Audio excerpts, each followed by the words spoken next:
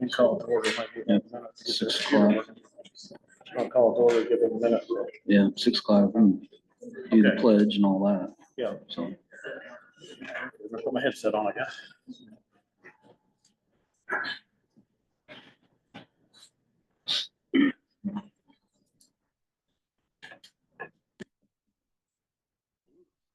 What's going on here? Okay, we got 6 o'clock. I'd like to call this meeting to order. Need a motion to approve the agenda. I so move. second. Motion and second. All those in favor? Aye. Okay, motion carried. Let's say the pledge of allegiance. Please stand. I pledge allegiance to the flag of the United States of America and to the republic for which it stands, one nation, under God, indivisible, with liberty and justice for all. Okay. Do we need a few minutes on the computers? That's okay. Okay. We could take a few minutes there, or we could also go, if you would have a public comment, not if it's about the settlement, wait till the settlement, before the settlement here on the agenda, but give a public comment about something else in the county. Don't do that at this time.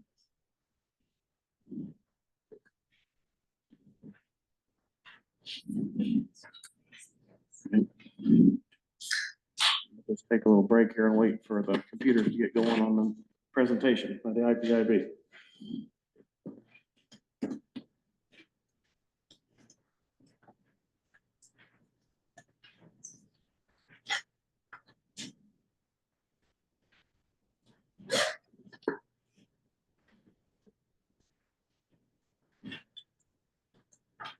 Erica, does it help you to have a table over here and a microphone? Does that help? Is that where? Yeah, you guys can go there if you want, if that's good, or wherever you want to be. Sure, we can be over there. Yeah, if that works for you guys, give you a table to work off of and a microphone.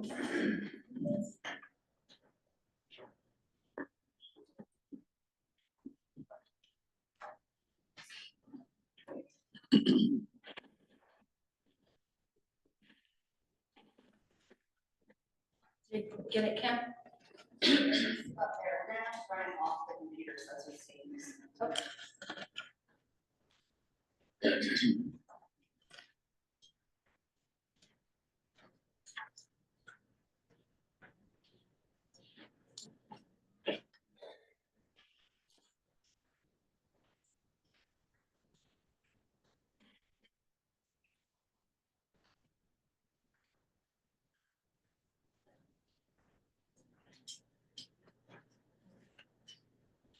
It's open.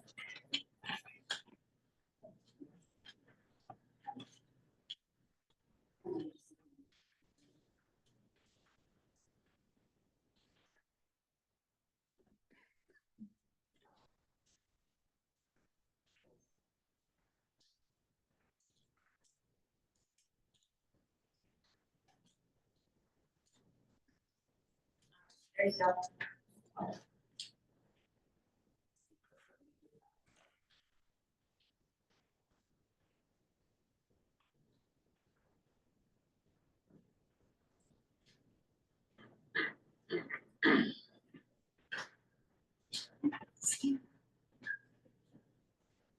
You can do that or the podium or wherever you want to be. Wherever's best. Okay. Start the podium. Is this live? Yeah, it should be on, I think.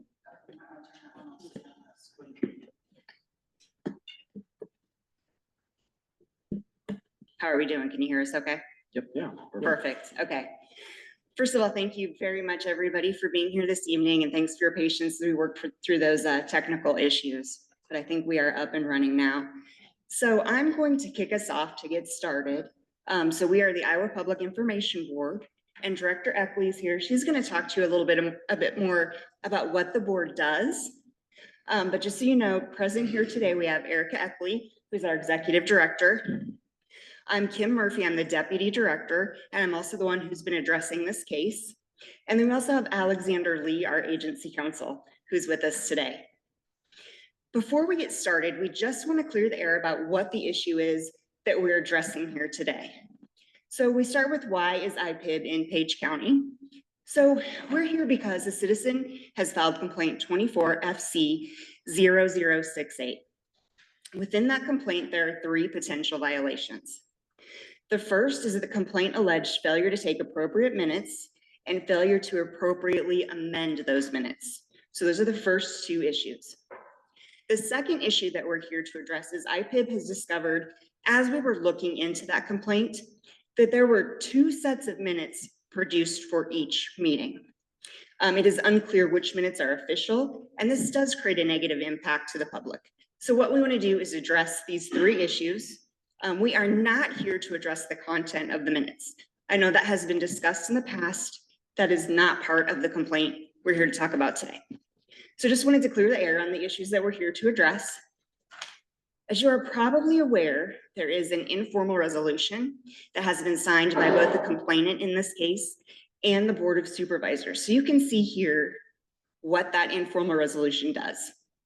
So basically what that informal resolution says is there are sufficient facts to demonstrate the Board of Supervisors failed to keep accurate minutes, and that's pursuant to Iowa Code 21.32, and amended minutes were not approved or reviewed by the Board of Supervisors before those were published. The Board of Supervisors currently has 2 sets of minutes, and it is unclear which set represent the official actions of the Board of Supervisors. So what we're saying is that the Board of Supervisors will conduct training during an open meeting regarding Iowa Code Chapter 21. All Board of Supervisors members and anyone serving as a clerk to the Board of Supervisors will attend the training, and that's what we're doing here tonight. The Board of Supervisors will create a policy or procedure to govern the process for developing and approving minutes, and the Board of Supervisors will work with IPIB to designate a single and official set of minutes. So those are the goals, and where we're at right now is conducting the training, and then we'll move into that policy and procedure and identifying a single set of minutes. And then just really quickly, I know Director Eckley is going to talk about this in more detail, but we wanted to touch base on IPIB's authority, where that stems from. So our authority stems from Iowa Code Chapter 23. And the purpose of Iowa Code Chapter 23, or the Iowa Public Information Board Act, is to provide an alternative means to secure compliance with and enforcement of the requirements of Iowa Code Chapter 21 and 22 through an informal and cost-effective process for resolving disputes. And that's why we have an informal resolution here, is we're hoping that this community can come together and find a way to resolve these issues. Also want to point out IPIB's powers include the ability to issue orders with the force of law, determining whether there has been a violation of chapters 21 or 22, and then requiring compliance with those chapters. So that's just a really quick overview, just to kind of set the stage for why we're here tonight and what we want to discuss with you and what the goals and outcomes are that we hope to achieve. So with that, I am going to turn it over to Director Eckley, and she's going to kick off the actual presentation part of why we're here tonight. So Director Eckley.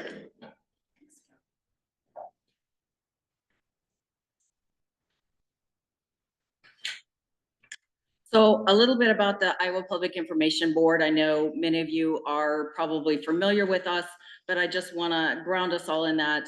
I'll go through this quickly because Kim did provide a nice overview. The Iowa Public Information Board was enacted in 2013 by the Iowa Legislature.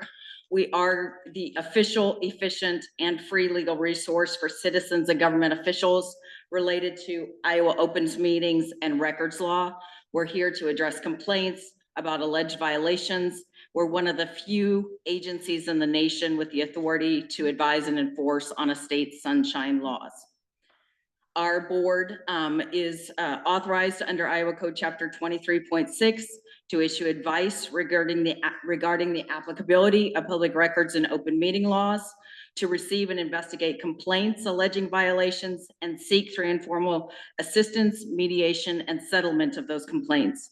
If a complaint cannot be resolved informally, the board, if they have probable cause to believe that there's been a violation of law, they can prosecute the government body or the official in a contested case proceeding under the Administrative Procedures Act, And with that, we do have all authority to investigate complaints and prosecute cases through subpoena powers and other ability to review evidence. Under Chapter 23, any person can bring a complaint before the board or can bring an action in state district court. They can choose which direction they would like to go. If more than one person brings a complaint before the board and one person brings a complaint in district court, the district court will pause their proceedings until the Iowa Public Information Board has issued their final decision in that matter. A final board order is subject to judicial review under Iowa Code Chapter 17A. The Iowa Public Information Board under Chapter 23 is granted no jurisdiction over the judicial branch or the legislative branches or over the governor's office. Otherwise, we have jurisdiction over every government body in Iowa. We are limited to addressing issues regarding Chapters 21 and 22 of the Iowa Code. And we also can only review complaints for violations that occurred within the last 60 days. If we are asked for a declaratory order to determine the applicability of open meetings or records law, those do have the force of law. Our board is made up of, there are 9 spots. We currently have 8 members on our board. Every member on that board was appointed by the governor and confirmed by the Senate. All of our meetings are open meetings, and we do live stream all of those, and they are all recorded since January of 2024, if you want to review any of our past board meetings. The IPIP staff, you have just met all 3 of us. All 3 of us are attorneys, and all 3 of us are here to work. We would rather resolve complaints. We would rather answer questions rather than deal with having to enforce issues in the future. So we are trying to prevent issues going forward. We don't want to see a government body before us more than once. That's why we're out here doing training and trying to work on an informal resolution. If there are no questions on that, I will move to open meetings. We're going to discuss open meetings, which will probably be the bulk of the presentation, but there is quite a bit on public records as well, but that tends to go a little bit faster. If the board has any questions as we go through, I'm happy to answer those, and we can talk through any situations you have.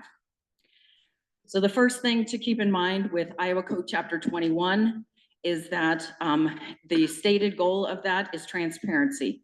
And with that, if there is any ambiguity in the construction or application of the chapter, it should always be resolved in the favor of openness. So if there is a gray area or an uncertainty, we will resolve that in favor of the public getting the information, the public having the information, and having meetings open and public records available. The first thing to look at is whether or not you are subject to Chapter 21. Chapter 21 applies to every government body as defined in the code. The easy ones are things like the Board of Supervisors. They're created by statute. City governments are created by statute. If you have Board of Regents, those types of things, advisory boards, commissions, or task forces that are created specifically by the legislature or created by the Board of Supervisors or another body, those are subject to Chapter 21 requirements and Chapter 22 requirements. Some nonprofit corporations are subject to Chapter 21 as well. Those primarily deal with pari-mutuel gambling and those types of issues. You can also have some smaller advisory boards, commissions, or committees. You can have task forces. If you have a 2080 agreement, those can create government bodies that are also subject to the transparency requirements of Chapter 21. If it's created by statute or executive order of a government body, it would be subject to Chapter 21. If you want to follow, I put together a little graph. If you're ever curious about whether or not something is subject to Chapter 21, you can follow this as well if you don't want to go through the statute. It just sort of has you walk through some questions to determine if something is a government body. Some ad hoc committees, advisory boards, or task forces may be created. There may be a gray area whether or not they are subject to Chapter 21. We would say that best practices would be to have those committees meet in the open with the notice procedures, public invitations, agendas, those types of things. While it isn't always required under the code, allowing the public to observe the deliberations, to hear the conversation, to know what the committees are working on, sometimes can help with some buy-in, allow for recommendations and decisions to be made out in the open. And you don't have people thinking that decisions are made in the dark without their involvement, without them knowing what's happening. If you're a government body and you're going to hold a meeting, then you're going to have to follow the requirements of Chapter 21. So we're going to walk through what is considered a meeting and what is not considered a meeting. A meeting under the chapter requires 4 things. There has to be a formal or informal gathering of members of a government body in such numbers as to constitute a majority. For instance, you guys are the Board of Supervisors. There are 3 of you. So if 2 of you get together, that would be a majority of you. When that majority meets, there is deliberation or actions occurs. So you are talking about things, you are voting on things, and that deliberation or action is within the scope of your policymaking duties. So if you're talking about things that would impact the county, would impact the financing, anything that you guys vote on or talk about, if you're doing that outside of an open meeting, outside of the notice procedures, that would be a violation of Chapter 21. So if you are going to have a meeting, it doesn't matter what you call it. A work session also requires those notice requirements and that openness requirements of a meeting. If you are going to just have a special meeting, a special session, it doesn't matter what it's called. If it meets that definition of a meeting, then you need to follow the requirements under Chapter 21. We've had some questions about that. So just want to make sure everyone is clear. We have an advisory opinion on that if there are any questions about that. So if you know you're going to have a meeting, then the code requires you to have some notice out to the public. And that notice has to be provided to the public at least 24 hours in advance of the meeting, giving the date, time, place, and the tentative agenda of what will be discussed and what actions might be taken at that meeting. A tentative agenda is not the greatest term. It doesn't mean that you can add things to it once you get to the meeting. It means that that is what you're expected to talk about. You might take things off, but under very limited circumstances can you ever add anything without that public notice. Notice of the meeting also needs to be sent to any news organization that requests it. There's no specific definition of what a news organization is for the Iowa Public Information Board. If somebody asks to be given that information, we go ahead and add them to our email list and make sure that they have the information they're looking for. That notice has to be physically posted in a prominent place that is accessible to the public at the government office. Your meeting is here in the county courthouse, so that's where your notice would be published or would be posted. We also recommend that posting it on the inside of your glass doors or some other way that if the building is closed, that people would have access to it even when the building is closed, to ensure that there's that full transparency. 24 hours behind a locked door does not provide access to the public.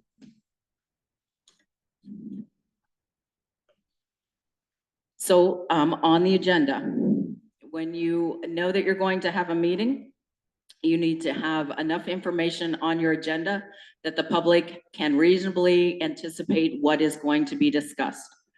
Bare bones information about old business, new business, etc. reports without any further details doesn't give the public the information about what is going to be discussed and deliberated by the board. There should be enough information in there that people in the community have an understanding of what is going to be discussed by you guys. If it's things that you talk about on a regular basis, they should be able to expect it. You might not have to provide as much detail if it's something new or something that's unexpected, providing a little bit more detail so that they have a good understanding of what will be discussed, would be appropriate. I said that the tentative agenda can only be changed under very limited circumstances. That would be something that is an absolute emergency, something such as a tornado, something that would greatly impact the health and safety of the community, something where if immediate action is not taken, it could cost significant dollars. But if it is something that reasonably could be deferred until you are able to give that 24-hour notice, it should be deferred so that the public knows that that will be discussed.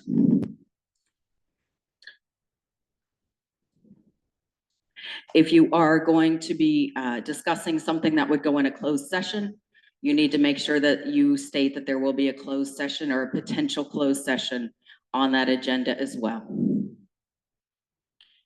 A question that's come up frequently is whether or not board members can get together socially. There's 3 of you who are on the Board of Supervisors.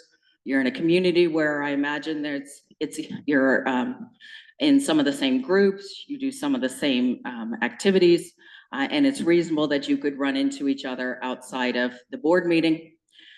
Under the code, you are allowed to get together for social or ministerial events, but you cannot deliberate, which means you cannot discuss business about what you would be talking about if you were here at the meeting.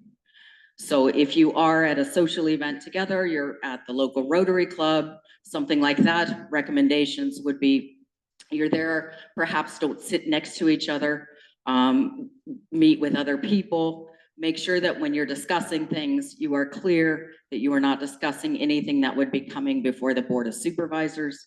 You could talk about, the weather, your families, things unrelated to anything of the Board of Supervisors.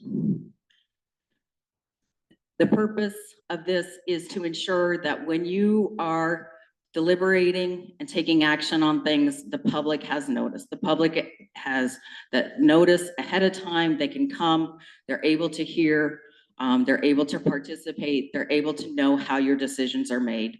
And if you're meeting behind closed doors or you're meeting outside of these meetings and having those discussions, they don't have the ability to know that.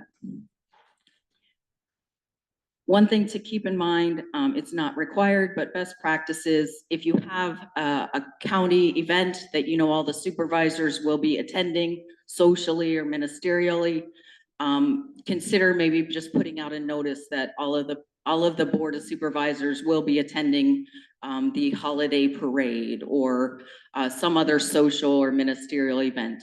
It's not a meeting, so you wouldn't have to create minutes or any of that, but it does give people just advance notice that they know what you're doing there and that it's not a meeting that they've missed and that you would not be talking about things outside of that social or ministerial realm. We do have an advisory opinion if there's any questions on attendance at social and ministerial events, about ways to ensure that you do not cross the line. If you're at a ministerial event or you're at an information gathering event, ways to ensure that you don't start deliberating, asking questions, talking about how each of you feel about different things or how you might look at voting on something. So if you have questions on that, there is an advisory opinion with some of that additional information for you.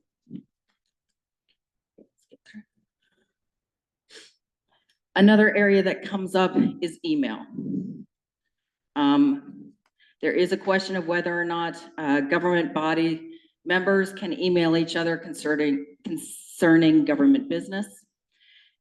You can absolutely receive emails on information. I assume you receive emails of agendas and minutes and packets to look at so that you're prepared for the meeting. The area that you need to be very careful about is that when you have those emails, you are not starting to discuss among each other what is on that agenda or how things would move through that. Save any of your discussion to when you're here in person. We recommend, when we send out our agenda and information to our board, we do it through a blind carbon copy on the email, so that if they reply about their attendance at the meeting, they aren't replying all. If they ask questions, it comes just to me. So there's no way that they can start that email discussion and accidentally create a majority of them discussing on email. Again, with 3 of you, that could be very easy if 2 of you start discussing public business on an email. What if, excuse me, so what if you have an email where you're sending it to all 3 supervisors, or you're sending it to both of them, based off a topic, is that still So kind of frowned upon, or? So if you're saying supervisors. And maybe I included the auditor too. Sure, or so something that- supervisors, here's some information I gathered about what we're going to be discussing tonight. We'll talk about it tonight. Yep. There's nothing wrong, you're sharing information. The problem would be coming if another supervisor said, hey, I don't know about this. I'm really having concerns about it. I'm not sure how I'm gonna vote on this. What do you think? Let's get together and talk. You know, if you start talking about it, you're doing more than just sharing that information so they have it. Thank you. So minutes, if you have a meeting, you have to have minutes. And under chapter 21, minutes are required to show the date, time, and place of the meeting. This is the same information that would be on your agenda, the members present, and the actions taken at any meeting. If you have actions, then the votes need to be recorded, and the votes need to give the public the knowledge of how each person voted. So if it's 3-0, it could indicate action was taken. Vote was 3-0. That's no problem. If the vote is 2-1, then the public needs to know who voted on the 2 side and who voted on the 1 side. They need to be able to look at those minutes and know how those votes were taken from them. That is what is required specifically in 21 on minutes. Minutes also become a public record as soon as they're complete. It doesn't matter if they are approved yet by the board.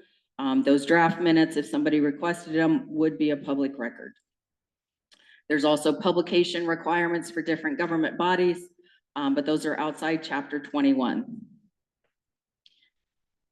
You also, I believe you guys have a website, so posting agendas, posting minutes on that is not required under the code, but we do encourage that as best practices.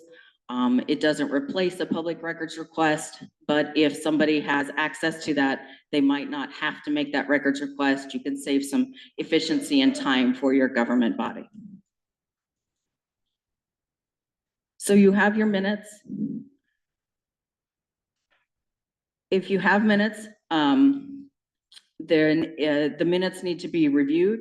It is the obligation of the government body to have those minutes and to make sure that those minutes are correct. We do have an advisory opinion out about minutes, about how to take minutes, what should be included, what needs to be included. That's up to the government body of how exactly they take those minutes, as long as they have the minimal requirements of what is required under the code. But it is the responsibility of that government body to review the minutes for accuracy and to provide potential edits. It's also up to that government body to ensure that any inaccuracies are revised and the official minutes are approved as amended by the board. If there is something that has come up in the past and you notice that there is something inaccurate about a minute, it would be up to the board to take that under their consideration, make those amendments in a meeting, and then make sure that those minutes are corrected as the official minutes. That's one of the biggest issues we've had here, as you well know. For nearly 2 years, we've been told the board is not supposed to vote on their minutes. They don't need to be voted on. And that is probably the biggest issue we have here. And that's why there's two sets of minutes. It's not because we want two sets of minutes, it's because the auditor has made her own set of minutes. And we've went and edited them or amended them if needed, and then they've been ignored, so. This is a big deal, needs clarified. I'm glad you guys came here to, the minutes need to be approved by the board to be official minutes. So the board is responsible for the minutes. The board is responsible also under Board of Supervisors under Chapter 331 to have a minutes book of the official minutes. Yeah. It is the board's responsibility for those. Yes. That's good, and that needs cleared up for the public and for the media that's been reporting on this for nearly 2 years, and for our board here to have that clarified for the public, so they know there will be one set of minutes that's approved by the board. Thank you for that, going through this. Further, in our advisory opinion, we have had a number of complaints come in about statements that are put in the minutes through public comments, through statements about employees by individuals, various things like that, comments that come up during deliberation. It is up to the government body how much detail they want to include in their minutes, as long as they have the requirements. However, we do recommend limiting that to avoid those problems where you have disparaging things, you have inaccuracies, or you have the situation where something is stated in a way that is not necessarily as intended. Unless you have somebody taking a word for word dictation like a court reporter, you're not going to have a word for word transcript of the proceedings. Minutes are not a transcript. Minutes are just a summary of what has happened by the board. So it is our recommendation, again, because of those issues, not to include some of those more controversial things. When we do our minutes, we do not include all of the discussion and deliberation our board has.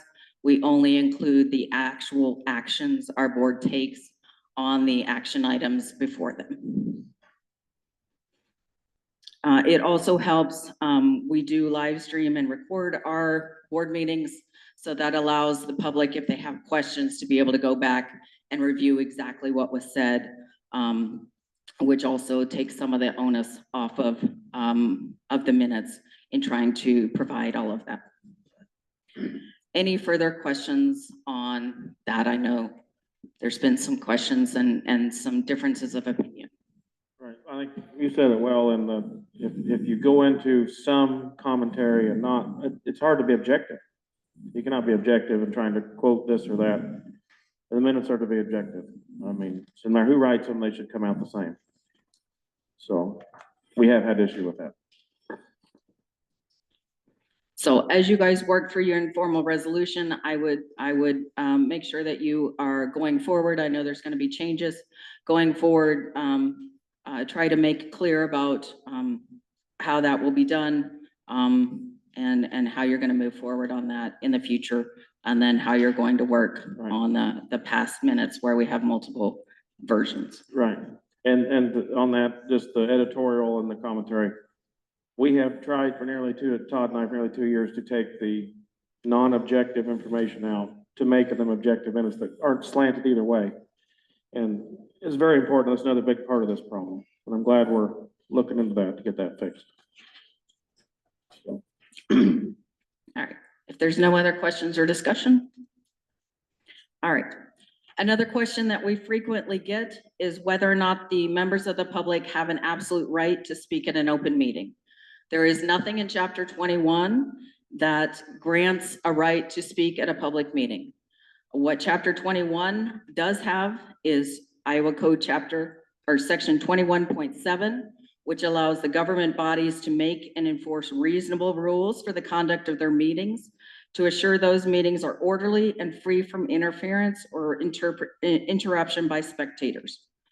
With that, the board can choose to provide a public comment provision. I heard at the beginning of this meeting asking if there were any public comments. So the government body could choose how they want to handle public comments. Some boards only allow public comment at the beginning of the meeting, or if there's a specific provision that is open as a public comment period. Other boards allow for public to comment on multiple agenda items. Our board allows for a public comment period. And then if there's somebody related to our cases, they have an opportunity, they have a limited 5-minute period to speak about their issue. We do not allow the public to comment throughout our meeting because it would take our board a long time to get through that. We do not find that's an efficient use of our time. So it is up to the board how they choose to run their meetings when they are allowing public comment, assuming it's not something within code that requires a public hearing. You can choose how to do that. You can set reasonable restrictions on that. Every person has 3 minutes, or we only have 20 minutes. There's 5 people that want to speak. You can each have 4 minutes. You just have to make sure that that is enforced uniformly. So if you allow one person to speak out of turn, or if somebody is saying something that you don't agree with or you don't like, let them finish theirs. You know, you can't cut them off just because you don't like their content. Another area that comes up is closed sessions. In closed sessions, you need to follow the specific requirements under Chapter 21 to hold a closed session. Closed sessions can only be held by the vote in open session of 2/3 of the members of the body or all members present. So with 3 of you, if all 3 of you are here, 2 of you have to vote for it. If only 2 of you are here, you still have to have 2 people vote for it.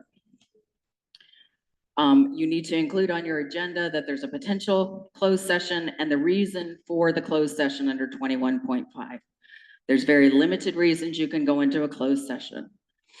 To review or discuss a record which is required or authorized by state or federal law to be kept confidential or as a condition to retain federal funding.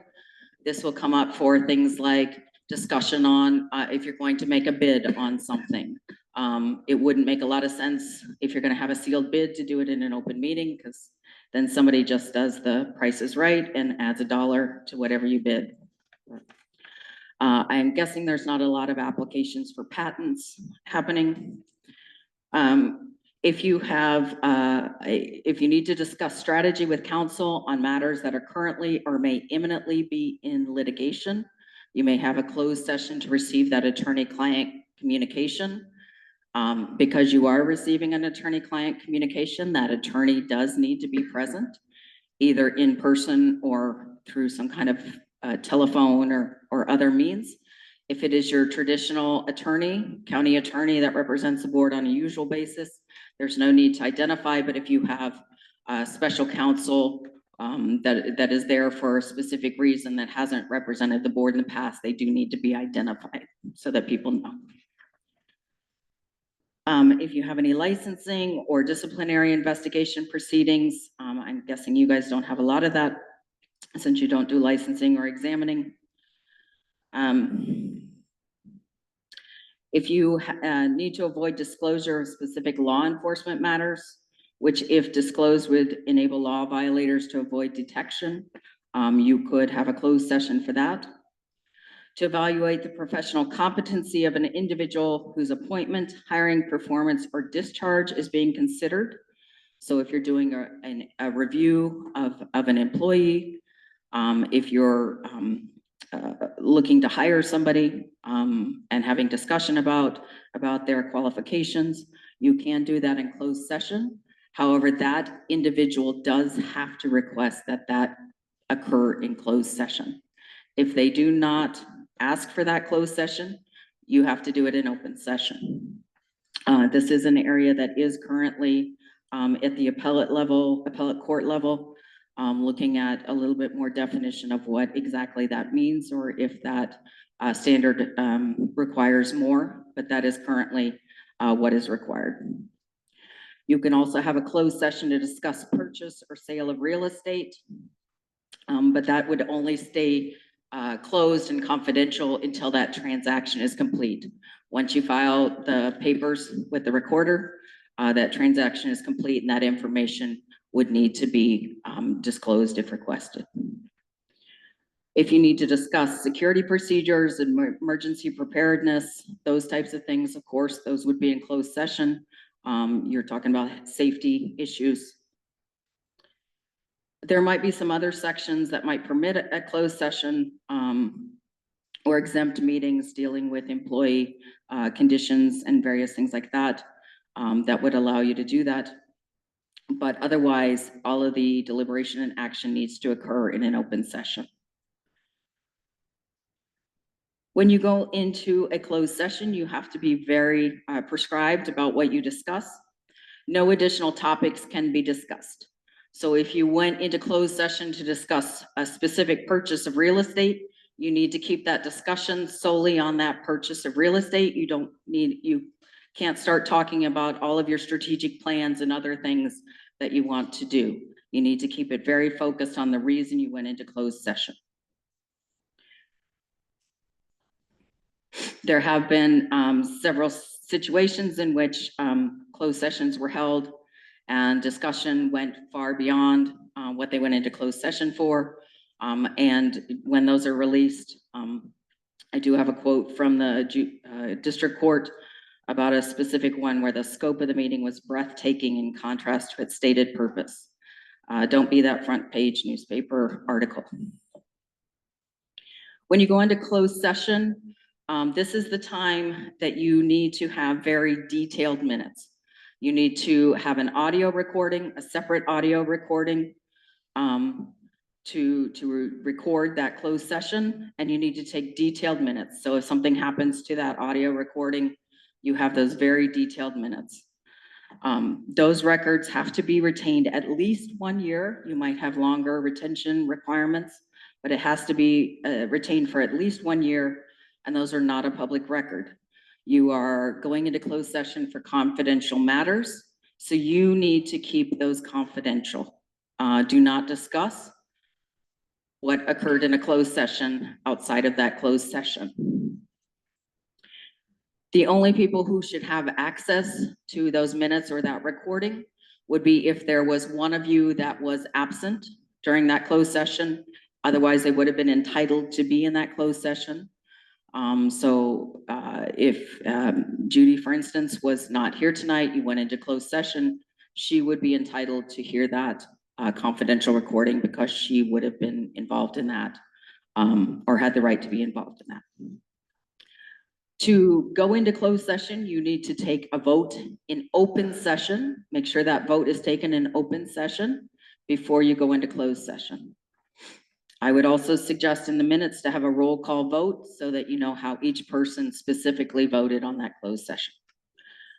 If there is any action to be taken from that closed session, then that you need to come out of closed session, whatever procedure you use to come out of closed session, go back into open session, make your motion, second, and vote in open session if there is any action to take.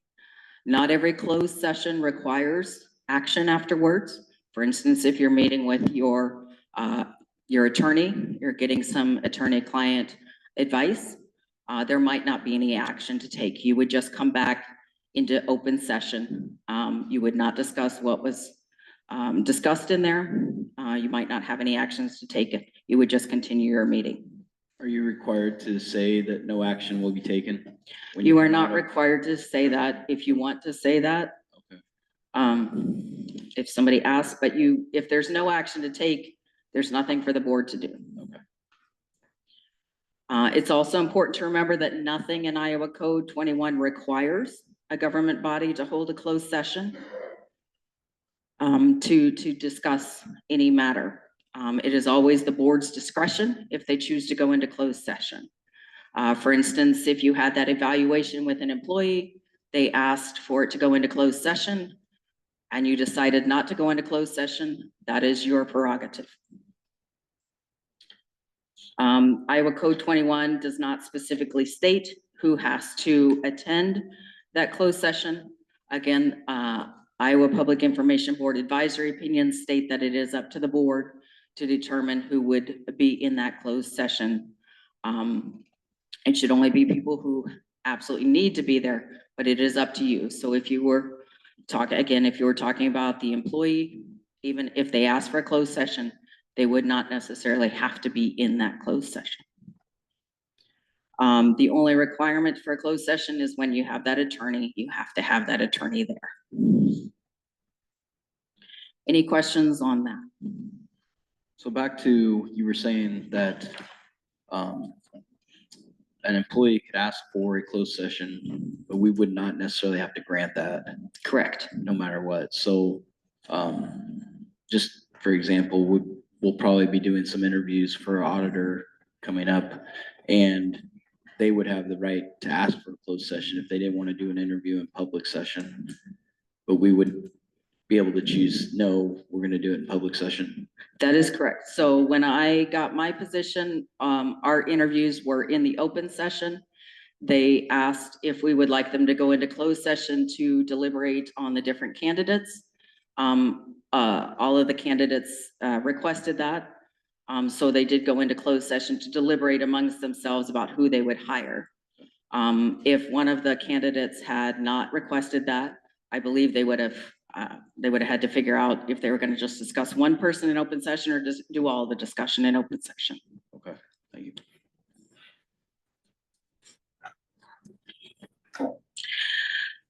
In July 1st, 2024, there was a new change to Chapter 21 related to electronic meetings.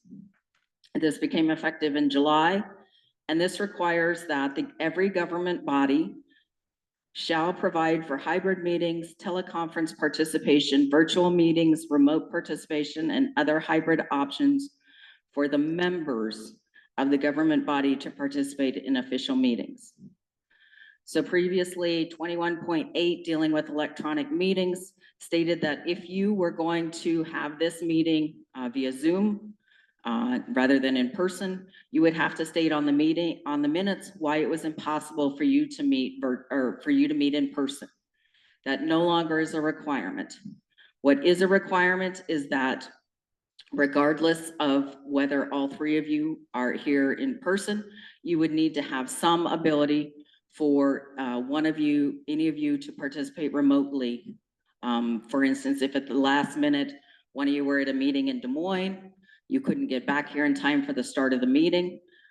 It would be as simple as having a speakerphone so that the government body and the members of the public here in person would be able to hear the deliberation, and that person could still participate so that you can still have your meetings, you can still have the quorum.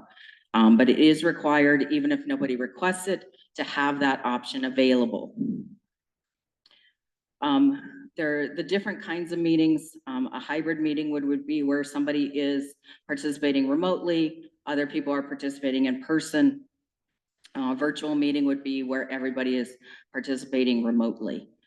We did have quite a few questions about what this means, what the government body has to do on that. And if you have more detailed questions about it, you can look at this.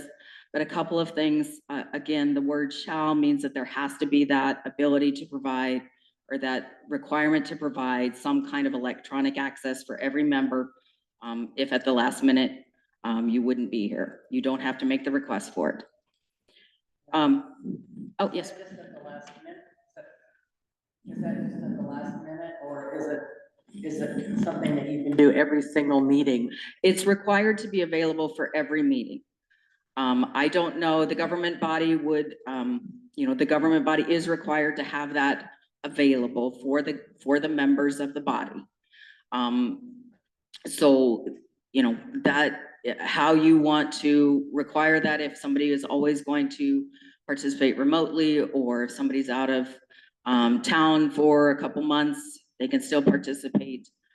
That would be up to kind of your rules, but the code, the legislature says you have to provide that opportunity for that member of the government body.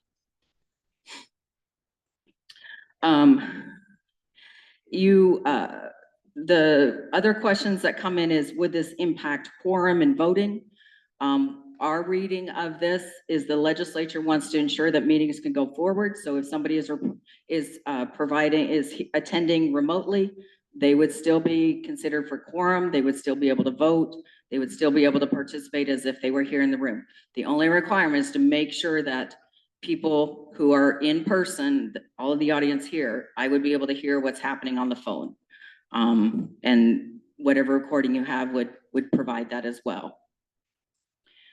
The requirement also is that if you are going to have some a hybrid where you have some in person and some people provide remotely, you don't necessarily have to provide that remote access to the public, so long as they have the ability to hear. So if you're live streaming and you provide a Zoom link for one of your members to participate remotely, you wouldn't have to provide that Zoom link to the public. They would be able to watch the live stream or be here in person. If you choose to do a fully remote meeting where you're all participating remotely, you would need to figure out how the public is going to still be able to watch that and view that. So with your live streaming, you could just do it through the live streaming. You would need to consider how you were going to allow people to provide public comment if you had public comment opportunities. That's a new area, so are there any other questions on that? All right, I won't spend a lot of time, much time at this. I just want you to be aware, chapter 21 does have exempt sessions. This is for looking at employment conditions for employees who are not part of the collective bargaining. So if you wanted to look at insurance, if you wanted to look at job classifications, those kind of things, you could do it in an exempt session, which would not be a closed session and would not be an open meeting. It would be exempt from chapter 21. That is all that I have for open meetings. Are there any questions, any additional questions or things you want to talk about?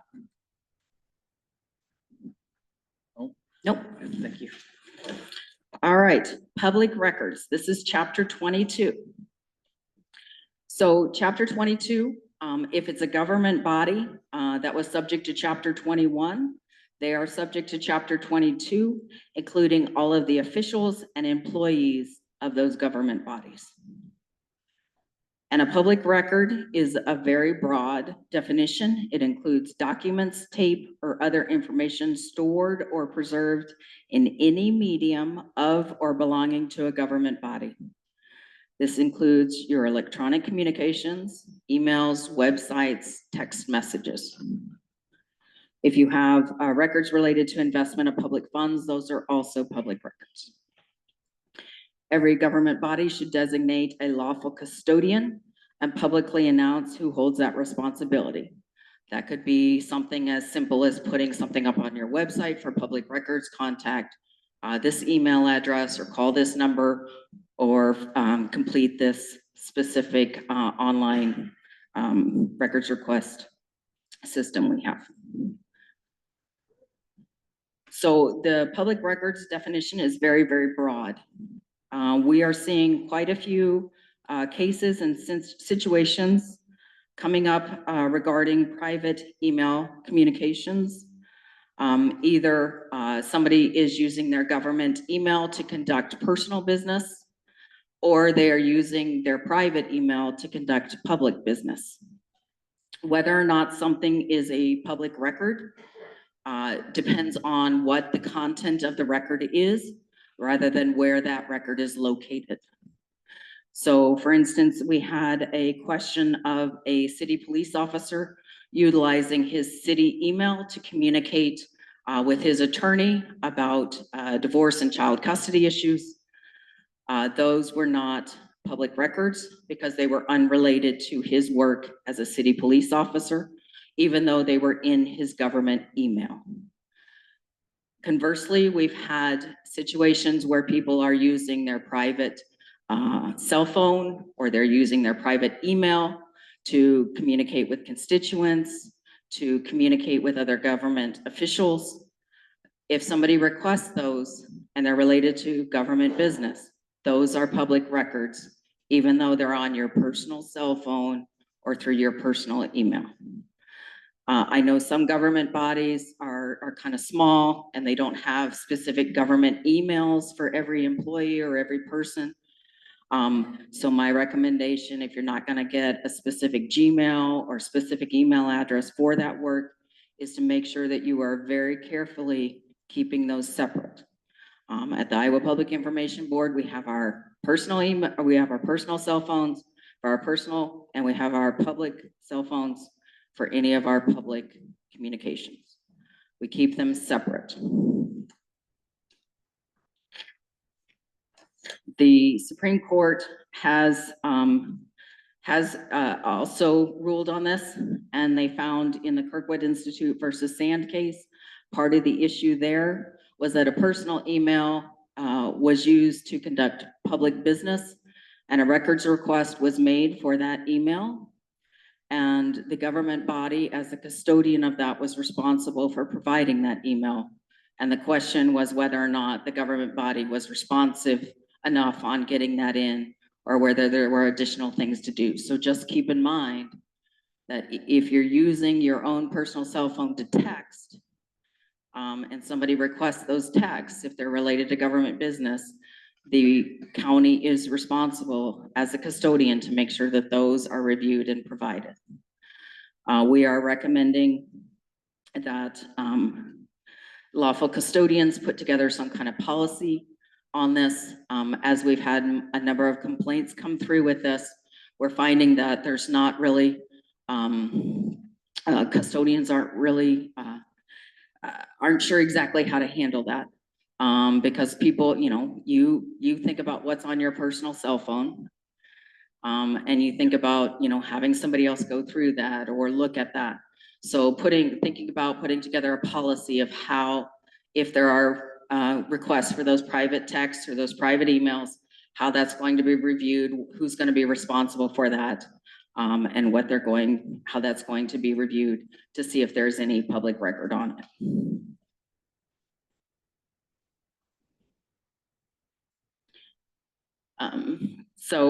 In addition, best practices would also include discussion of that request with legal counsel sooner rather than later. If you don't have that policy, to make sure that you can be responsive to that. Because the Supreme Court has been looking at how responsive you are to records requests and whether or not you are responding appropriately. We recently had an advisory opinion. We had a request for how to address a government-owned Facebook as a public record and what would be required if somebody made requests for that Facebook. Alex can correct me if I misstate this in any way, but the Facebook itself is the record.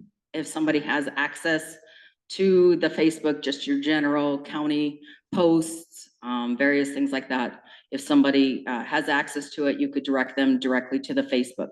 If they don't have access to Facebook, then you could provide additional ways for them to get access to it. They might have to pay for the time and effort for that. There's other things that you sometimes will post on a Facebook. So for instance, if you have a flyer about a new program that you have at one of your county facilities, and you post that on there, but it's in a PDF or in a Word document, somebody made a request for that. You couldn't just say, oh, it's on Facebook and make them scroll through months of posts. Provide them that PDF or that Word because it's available in that format.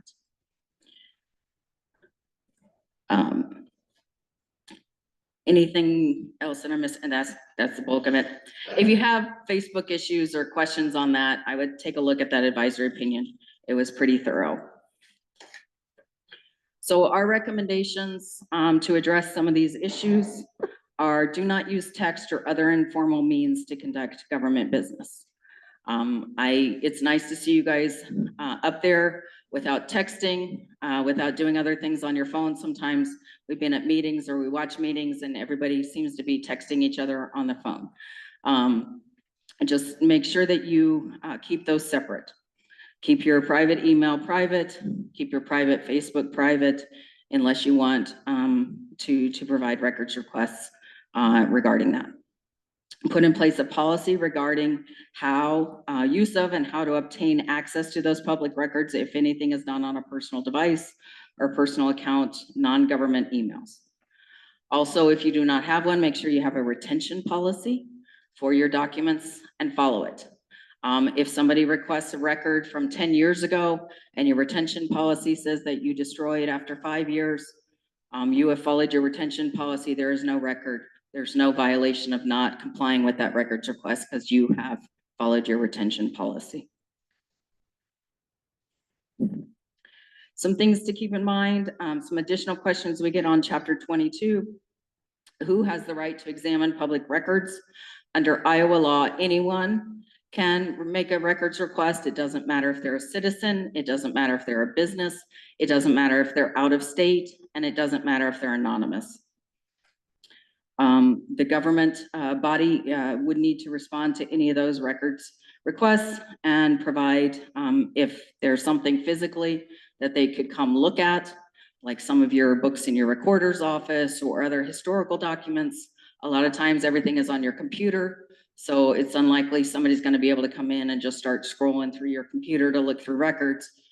But if you have to provide them the opportunity to go and examine those public records, if there's something they can look at. You cannot contract with a non-governmental body to create, hold, or store records to prevent access to those records requests. So if you have things stored in the cloud, you need to be able to pull those out. If you have physical records, physical files in an off-site storage, and somebody makes a request for them, you would need to be able to pull those in. The other thing to keep in mind, and sometimes it can get a little confusing, is that if somebody makes a public records request for something, but they might have a personal connection to it. They're the mother of the child, or they own the property or something that would give them access to that record, but they make a public records request for it. If you provide it to them as a public record, you have to remember that if I walk in then after them and ask for that record, I am provided that record as well because it is a public record. If it is a public record, you can do anything you want with it. You can post it on the internet. You can wallpaper your living room with it. You can do anything you want with a public record. If somebody has the ability to get something because of, they're the parent of a minor or something like that, you need to be very clear if you're giving it to them that you're not giving it to them as a public record, and you need to make sure that they keep it confidential for that information so that it's very clear what is provided as a public record and what is not provided as a public record. We do get a lot of questions about whether or not somebody has to provide ID, whether or not they have to provide their address or their full name or sign a form. If somebody makes a records request, they can be anonymous. You just have to have enough information to be able to communicate with them. So for instance, if they send an email asking for a public record, as long as you have an email address, you can communicate with them. If it says, I love all the public records in Page County at gmail.com, that is enough to communicate with them. You do not ask for what their name is. You do not ask for an email or for a physical address or a copy of ID, any of those kind of things. They are allowed to remain anonymous. You just have to be able to communicate. And it's possible that they make a very broad request. If they make that very broad request, you might have to communicate with them, say, this is a very broad request. It's going to take a lot of time. It's going to cost you a lot of money. Can I help you identify what you are specifically looking for? Maybe we can save you some time and money.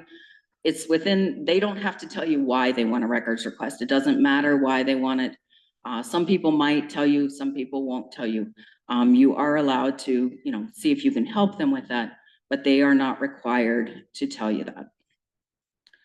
Another thing that comes up is how much time does a custodian have to respond to a records request? Under the Iowa Supreme Court, they have not set a specific time frame that you have to respond to a records request. There is not an absolute 20-day deadline for that. There are too many different kinds of records requests, too many different scopes. to put a specific time frame on it according to the Supreme Court. They look at the reasonableness of it. So if a request is something routine, like a copy of your agenda, can you email me a copy of your agenda from your meeting 2 weeks ago? That shouldn't take any time at all. If they ask for every email sent from every supervisor for the last 10 months to or from, that probably is a pretty, I'm guessing, a pretty broad request. That's gonna generate hundreds of documents. It's gonna generate issues where there might be confidential records in there. It's gonna generate a lot of things that need to be reviewed before they're provided. That records request is likely going to take longer than 20 days. Maybe your custodian can, and your attorney can work very quickly, but that would be a very broad request. So the Supreme Court in recent decisions has looked at whether or not there has been a reasonable delay. And that is the inquiry that they're looking at. So with that, when a records request comes in, how promptly has that request been acknowledged? Best practices under 22 would be acknowledge a records request that comes in. There's nothing in 22 right now that specifically requires it, but that is what the court will look at. Have you promptly acknowledged it? Have you provided assurances that you intend to provide the records? Have you provided an estimate, a reasonable estimate of the time and cost of providing those records? Have you continued to communicate with the requester if records have not been provided? Have you found that, if something you think maybe it's going to be 500 records, it ends up being 5,000? Have you communicated with them that that we have generated more records than we thought? It's taking us a little longer. Continuing that communication. We rarely get complaints from people that said, man, that government body just kept communicating with me. Every time I had a question, they got back to me. We don't get those complaints. So look at those different things. Again, we have an advisory opinion kind of looking at what sort of things this reasonable delay inquiry includes for that public records request. We also have had quite a few questions come up about electronic records. So somebody is allowed under Chapter 22 to make a request in person, in writing, by phone, and electronic means. They have to be able to make a records request in all 4 of those. With the first 3 of those, there are safeguards there. Your county office is only open for certain hours. Somebody has to mail something, you can physically see it. If they come in person, you can talk to them. Electronic records can open a lot of things. You're receiving an email from somebody that you did not expect, from an email you likely don't know. Some of these records requests will include links and attachments. Anyone who's gone through cybersecurity training, what's the first thing they tell you? Don't click the link, don't download the attachment. So we have an advisory opinion about the limits you can put on electronic or email requests. You can, if somebody includes that request and they have the request in their attachments, you can email them back and say, I'm sorry, I'm not allowed to open attachments. Please succinctly put your records request in the body of this email so that I can respond to it. So it gives you kind of those protections if you want to put those limitations. If somebody doesn't want to follow the electronic records request limitations that you put in, you can encourage them to make their request in writing by phone or in person. The next thing that comes up is fees. The custodian is allowed to charge a reasonable fee for the services of the retrieval and provision of the records. These fees are based on the actual costs directly attributable to providing those, retrieving those records, providing copies, and giving them to them. You can also make fulfillment contingent upon prepayment of a reasonable estimate. If you do that, you would need to make sure that the actual costs are tracked, and if somebody had overpaid, that you give them the refund. Those records requests, again, have to be on those actual costs.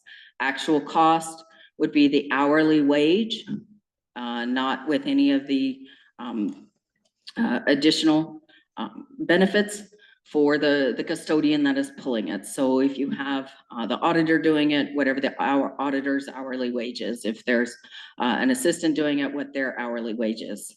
If IT is doing some of it, what their hourly wage is. You are allowed to recoup that. The court as recently as the Tide case in 2024 affirmed that you are allowed to get those actual costs for retrieval. If there is legal review required, so long as the documents are pre-identified as potentially confidential for review by the attorney, you are allowed to recoup the cost of that legal review. You can't just print off 300 pages, send it to the attorney and charge for all of that time without that initial review. There has to be some reasonable expectation that there could be confidential information in there for that attorney to review. Something to keep in mind is that we're going to talk about confidential, why things could be retained as confidential. One thing to keep in mind is that if there is a record that's requested and you are able to redact information, confidential information, and still provide the record without them being able to identify that stuff, you need to provide the redaction rather than making the whole record confidential. All right, so I will not go into all 75 confidential provisions under 22.7, but let's talk about some of the most common ones that might come up.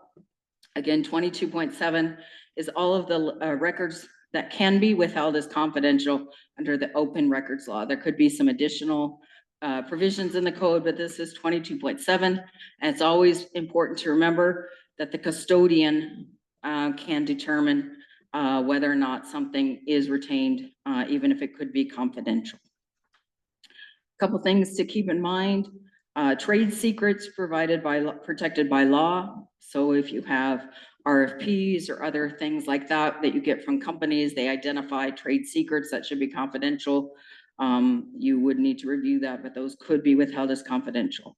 If you have work product of an attorney related to litigation by or against a public body, so there has to be active litigation occurring to have that work product. The other thing to keep in mind is that the court has and continues to recognize attorney-client privilege. So if you are receiving communications from your county attorney as legal counsel to the Board of Supervisors about something, even if there's not litigation, that unless you want to waive attorney-client privilege, that could be withheld as confidential. I would definitely work with your legal counsel on that.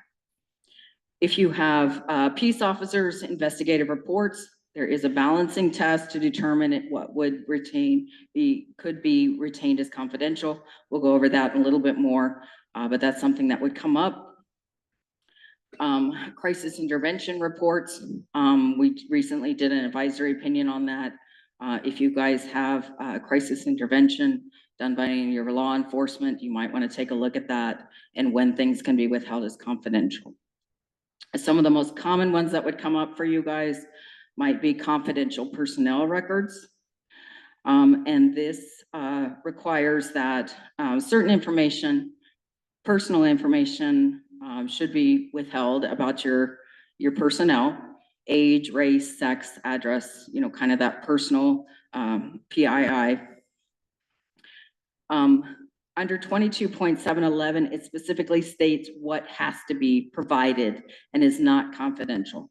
The employee's name, their compensation, their employment dates and positions held, educational background and previous employment, so basically their resume or their application, and then whether the individual resigned in the termination, was discharged or demoted as a result of disciplinary action, and the documented reasons and rationales. So if somebody just quits, they didn't resign in lieu of termination, they wouldn't be subject to that. If you terminate them, documents, there would need to be a notice made to them about that, but the reason for the termination could be public and would be public. If you receive communications from somebody outside of government, so one of your constituents sends you an email about something they want you to look into, that can be withheld as confidential so long as it's a person outside government. That communication was not something that was required by rule or law. And the lawful custodian could reasonably anticipate that if that was released, it would dissuade others from providing that information to the public. Again, that's a decision made by the custodian looking at it. Some situations where we've seen this, somebody made sent an email about something they were uncertain about to an agency. The agency looked at it, said there might be some problems. They reached out to that person to try to resolve it. That person made a records request for the person who sent in that information, and then just started leaving all kinds of voicemails that had inappropriate language and were really irate. And that person said, you know, this is kind of, if we would believe people would be dissuaded from reporting this way if they were treated like this. Something that does come up a lot in this 22.718, these persons outside of government, you talked about perhaps taking applications for an auditor position. So if that person applies for that auditor position and they don't work for the government, that application could be withheld as confidential until they were hired. If you receive applications from somebody within the government, the court just ruled that those cannot be withheld as confidential. So if you have any questions on that, you could look at the Teig v. Chavez case where they talked about that. Another thing that comes up is it's called draft records. Essentially, this is if you're looking at something, investigating potential something, drafting something, up until it's provided to the board or the decision makers of the government body, it wouldn't necessarily have to be turned over. But once something has been provided to the government body, then those records are no longer confidential. So for instance, if one of you had the idea that you wanted to look into playground equipment on every single block, you start pulling in research about other counties and where their playground equipment is and various things like that. And you decide, no, this isn't gonna work. And you don't ever present it to any of the other people, don't ever talk about it in a meeting. It could be withheld as a draft because it's just an idea. It's not something that went to the board. I also put together a little chart if you want to follow, if you ever have a question about draft documents, about when it applies and doesn't apply.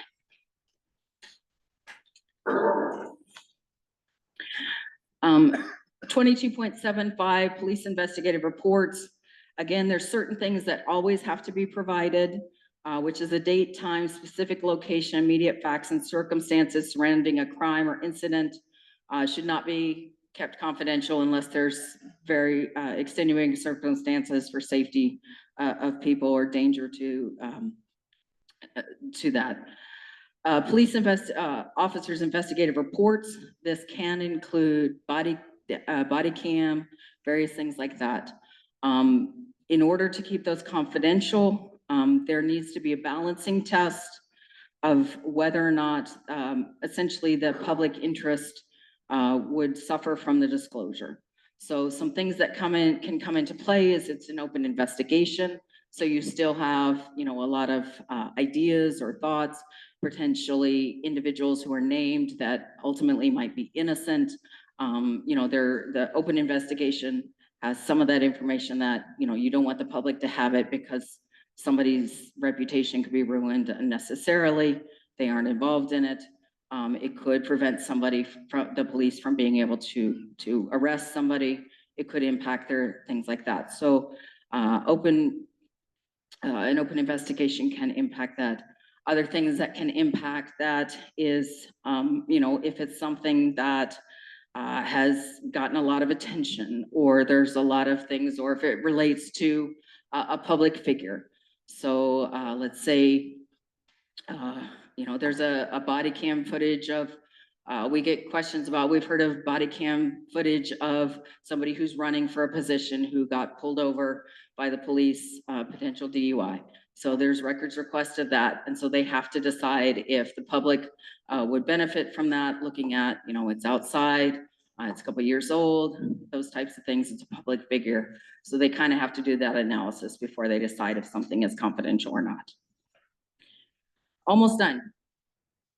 All right, release of confidential records. Remember that the confidential information can be released as ordered by the court, by the lawful custodian of the records, or another person duly authorized to release such information.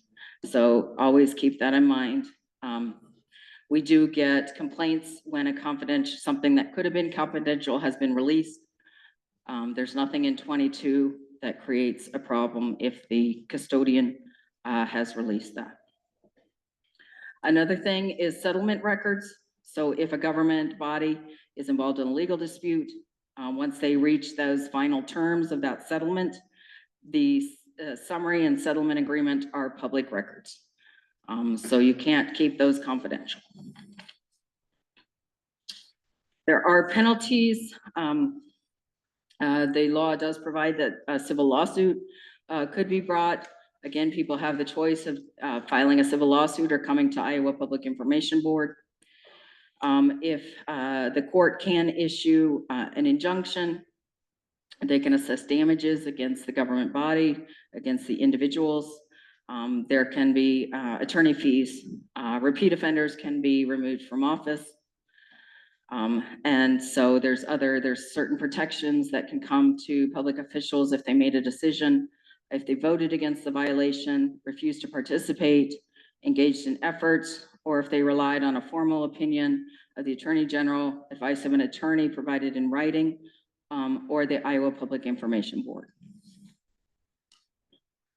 Some best practices that we have. When you get a records request, promptly acknowledge that request, provide contact information for the lawful custodian, provide an approximate date by which an estimate for any reasonable expenses in the release of the public record or a response will be provided, inform the requester of any expected delay, continue to communicate.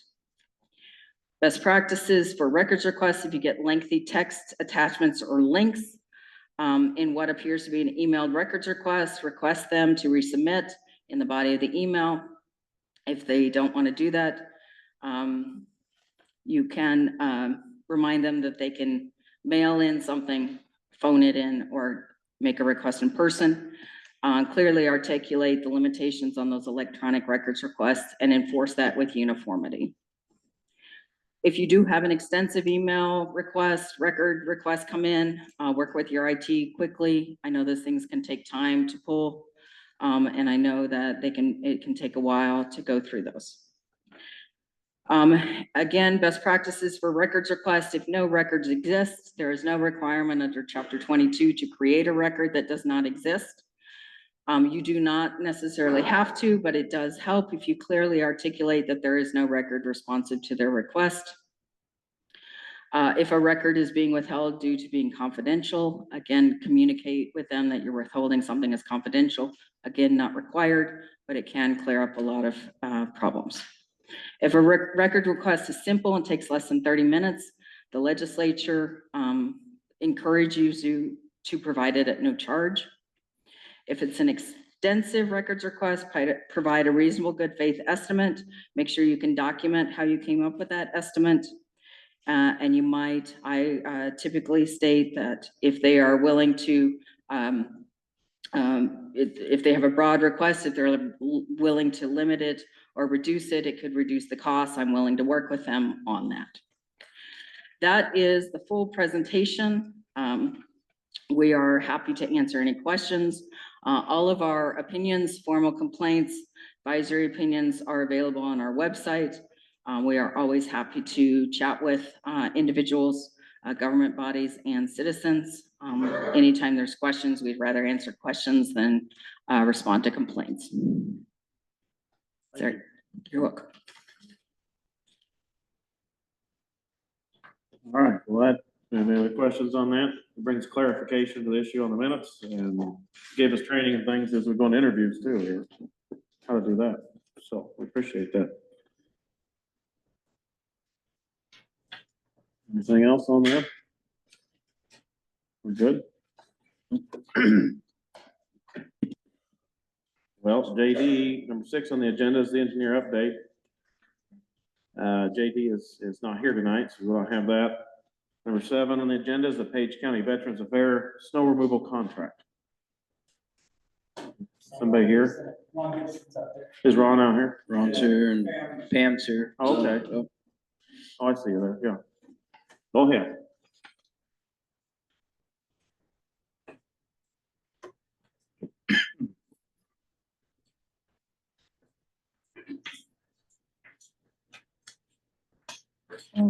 The Veterans Affairs Office is seeking approval of our snow removal contract.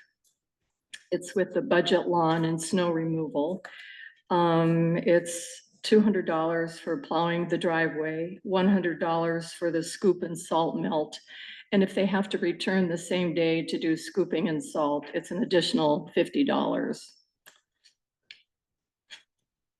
Great. And it would take care of the Veterans Affairs property and Zion, the sidewalk there. Okay. Appreciate you bringing that in here. Any other questions on that? you need a motion to approve that for the snow removal? Yep. To approve the contract. Entertain a motion on that. I'd make a motion that we approve the Page County Veterans Affairs snow removal contract. Got a motion and a second. Any other discussion on that? And we'll vote on it. Mayor, Yes. Holmes, Yes. Clark. Yes. Okay. Thank you for coming in here. Ron, thanks for coming in tonight. The Veterans Board, okay. Now, next up, we have, Resolution 57 on a settlement agreement with Shenandoah Hills concerning litigation cases in the U.S. District Court. Anybody has comment on that before we go into this? We'll entertain comment on that topic.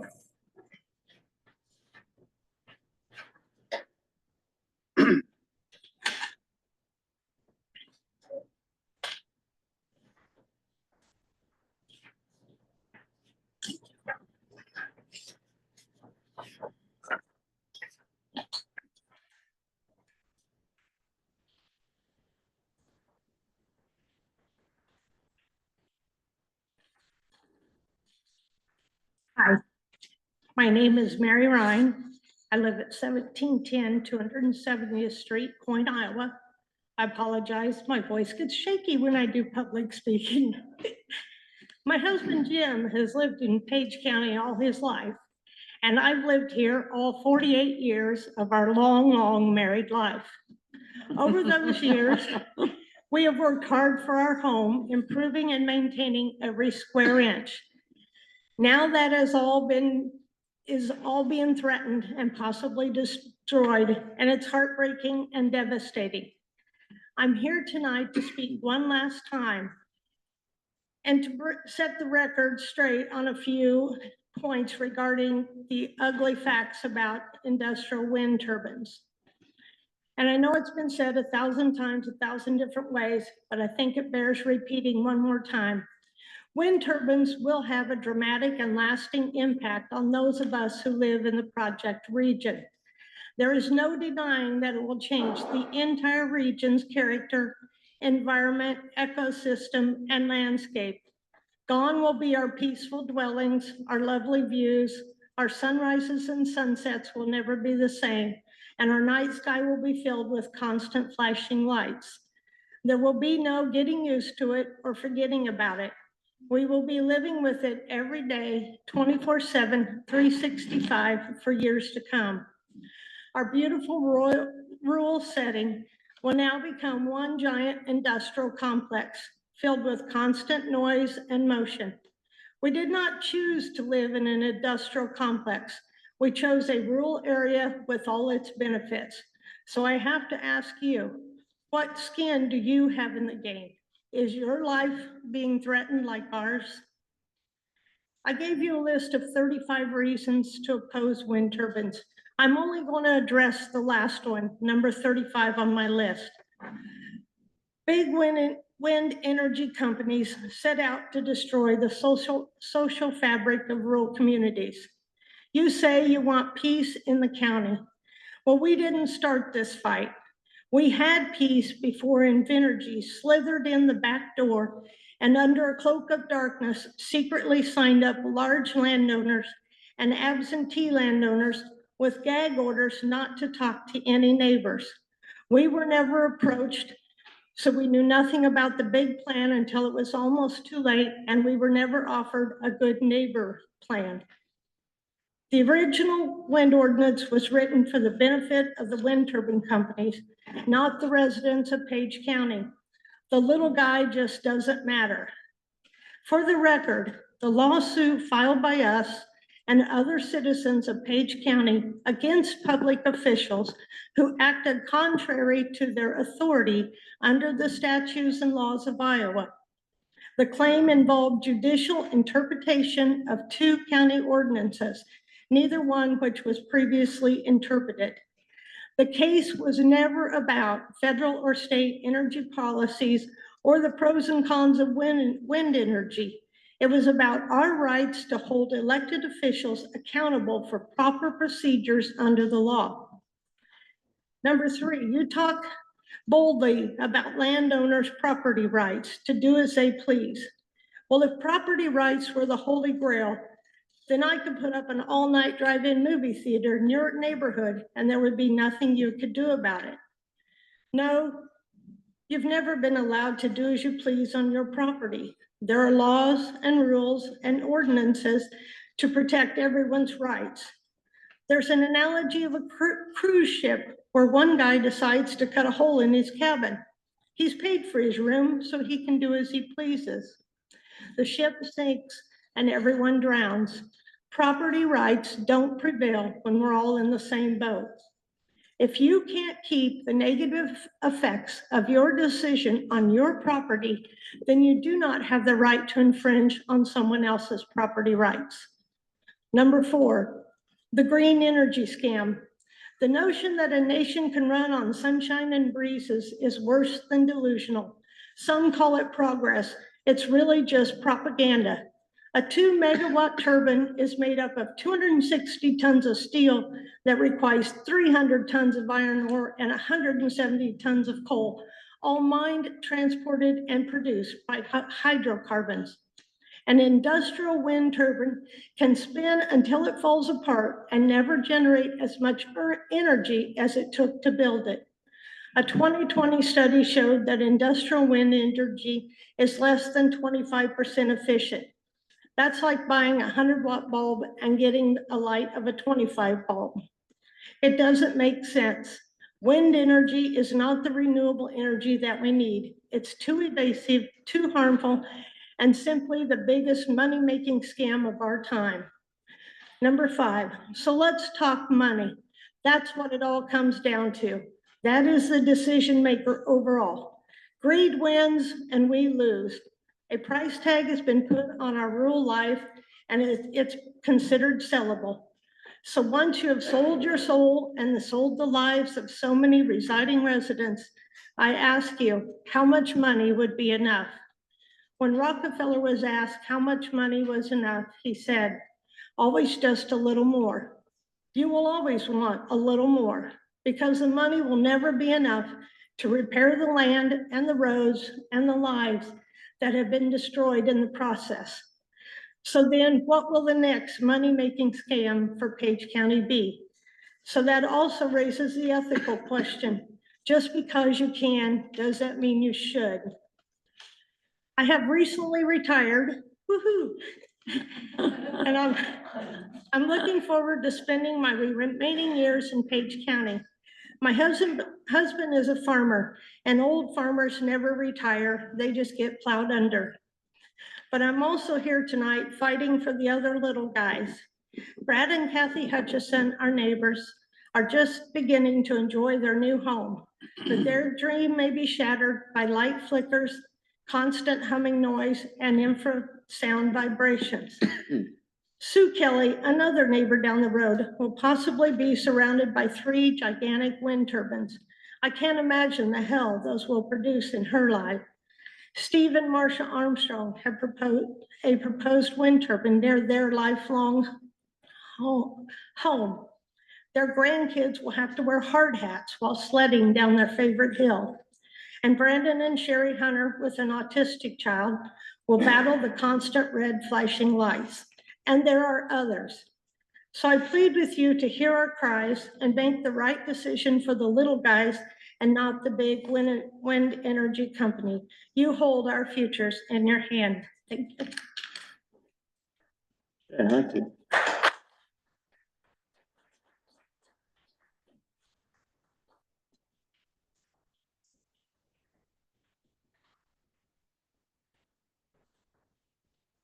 Good evening, Sherry Hunter, down by College Springs. There's just a few things that I wanted to mention. Just to remind you that that our son does struggle with 2 specific things, and that's spinning objects and blinking lights.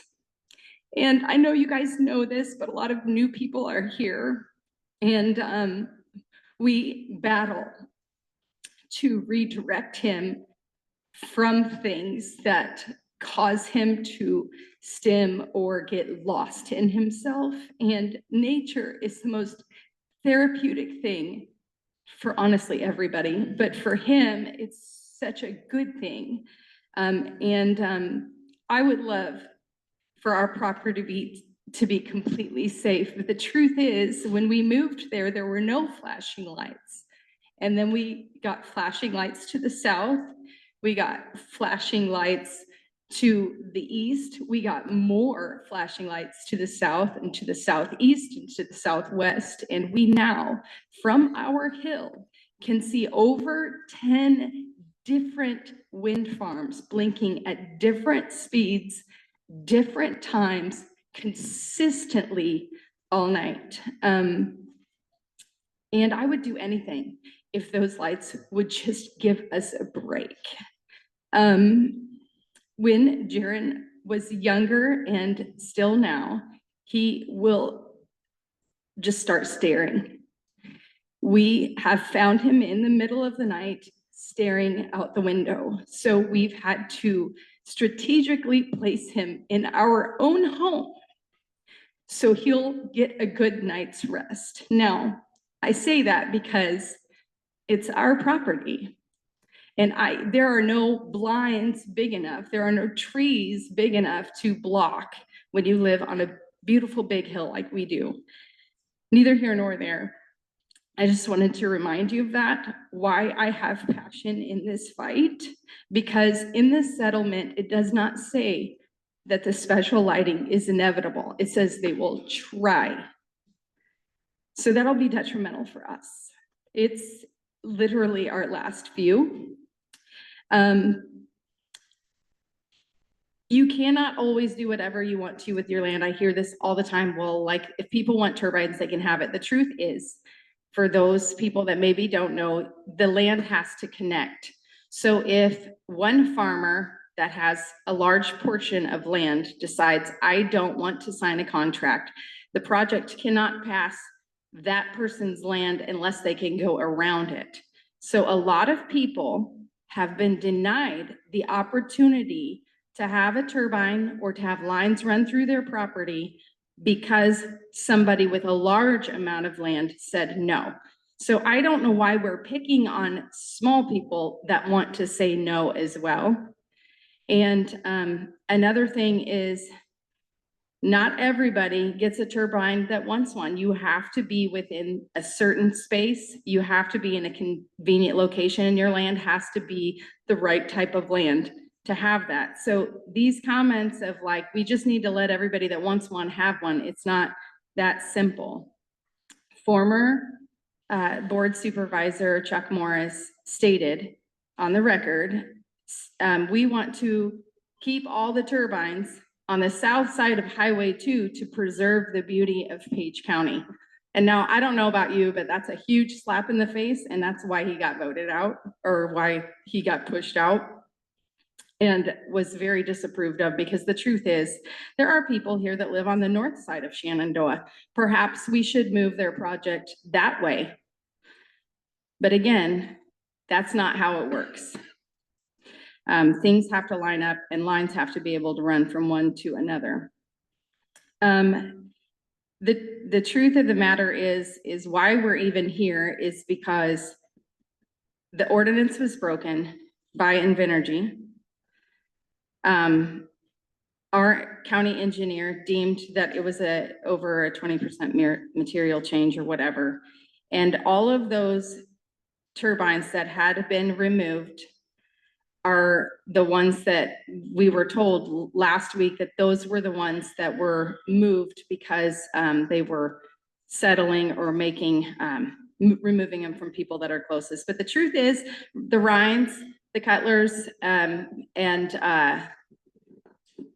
there's a couple others have always been that close, and those setbacks haven't gotten any larger. Nothing has changed. They've just changed wordings on those things, and then they've promised other things. But promises are not any good if you can't trust somebody. And so I know the decisions are hard, you guys have, and I'm praying for you, we all are. And we just thank you so much for allowing us to speak.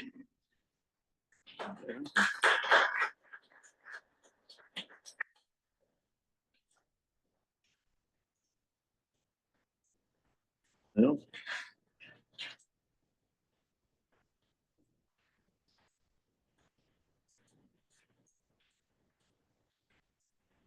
I'm Vicky Slater. I have property in Washington Township, Section 11. There was proposed Tower 53 on land that I own, along with my husband.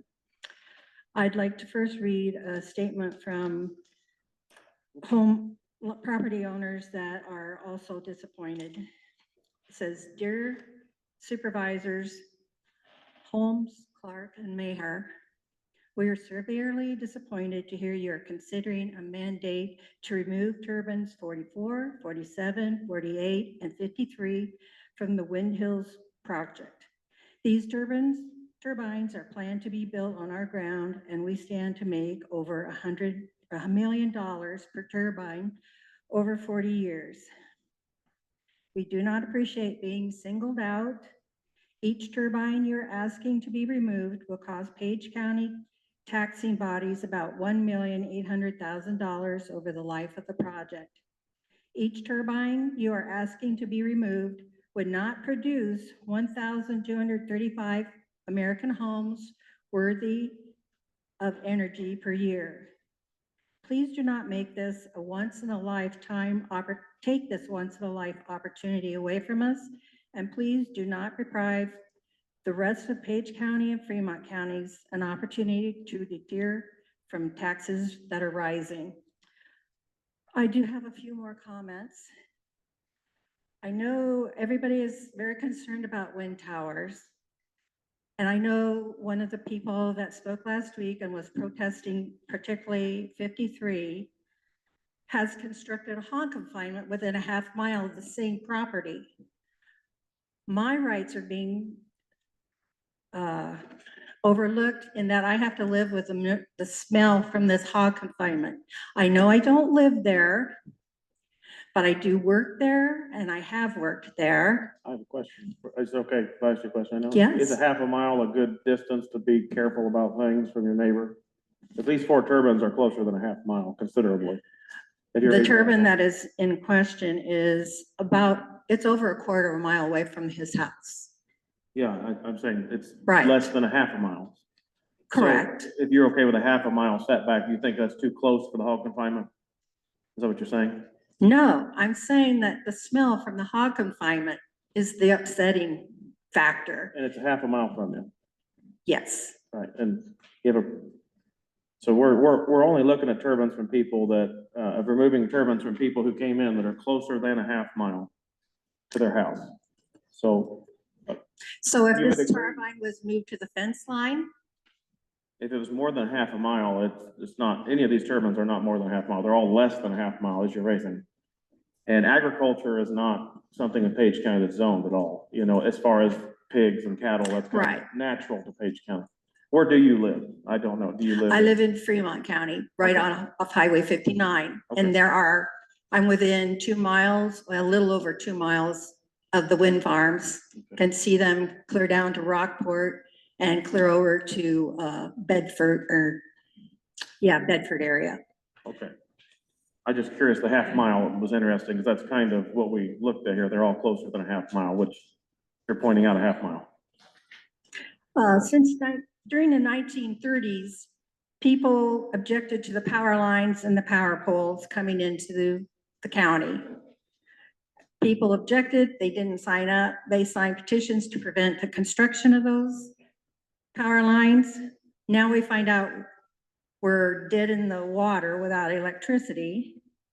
So if we are against power or wind towers, then maybe we should take out all the electric lines and the power poles that obstruct my views. I can barely take a picture where I live without seeing an electric line. Another thing I'd like to point out is we are very fortunate that we have not had any brownouts in our area, but without more power, without more wind turbines coming and more sources of power, we're going to experience brownouts sooner or later. And also, taking away this wind tower, I don't have the income, but it is projected income.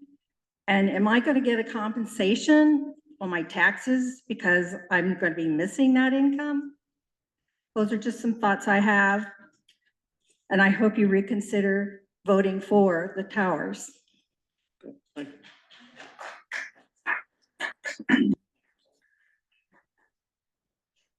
Anybody else?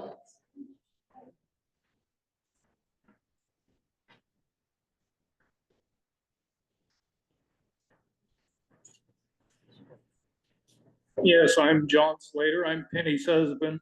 We didn't realize until just recently that the tower on Penny's farm was in any jeopardy. It's the distance over the distance required that evidently you guys set, and that close to half a mile. It can be moved closer to the fence line. I understand that, but we had never been contacted by the neighbors. We've got 3 or 4 other neighbors that never contacted us, which aren't against it. Removing the one on our farm will have no effects because of the one just west of it is directly in line with it. So you'd take ours out, and the one that's directly west, which would be a little over a half a mile from it, would be in the same spot as far as aesthetics. Aesthetics, I'm trying to look at the map you're talking about. I think I see what you're Yeah. talking about. It's, You see one right 1, 2, west of 53? yeah, it's 51. Yeah, Looks like it's 340s west and a little bit farther, so it'd be a little over 3/4 of a mile. yeah. Half a mile or less is what we were kind of looking at, people that came to the hearing. I mean, Compromise. I would like to know the reason that they want it Tower 53 removed. And if somebody has a reason, I'd like to hear it and then be able to respond to them. Removing that one tower isn't gonna change anything. And by singling out certain people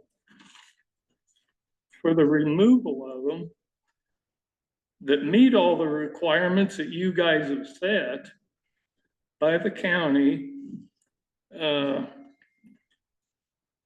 would be liable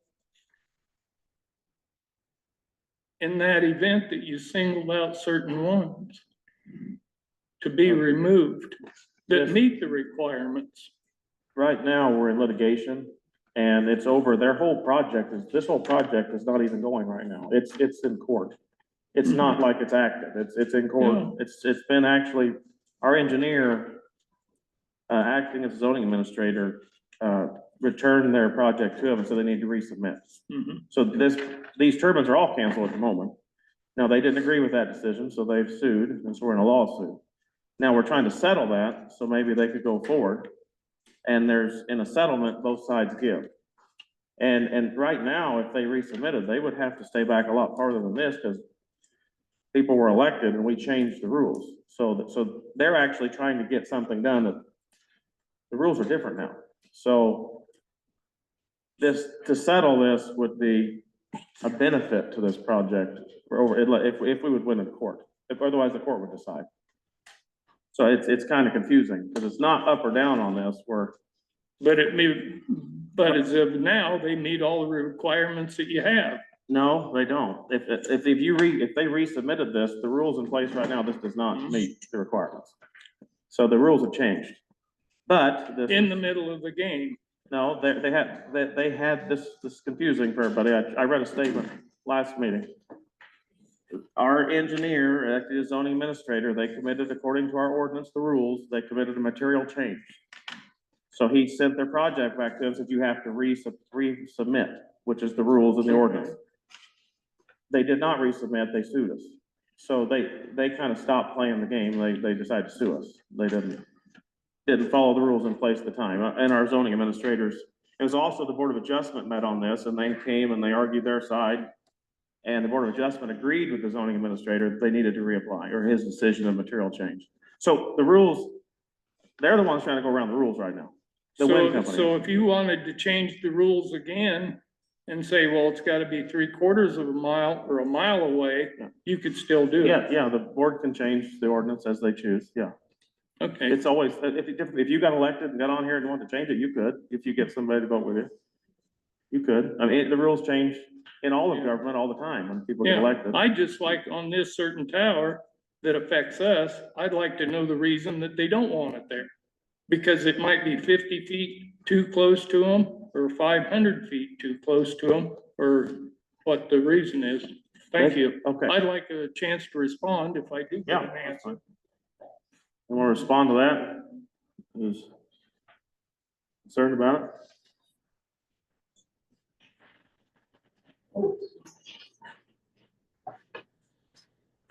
I'm Mark Cutler, and I guess, yeah, I'm the one that wants 53 removed. Nothing against John Benny, known him for a long time. One of the big reasons is, well, I don't really want to hear one or look at one, but my wife does suffer from vertigo. And when we went to the meeting put on in Fremont County over at Farragut, we went over there and I talked to the non-biased people there that were just, and I talked to the health guy, and he said the flicker effect, the flashing lights, the spinning motion is 3 things that my wife doesn't get along with well. And that is probably our biggest reason.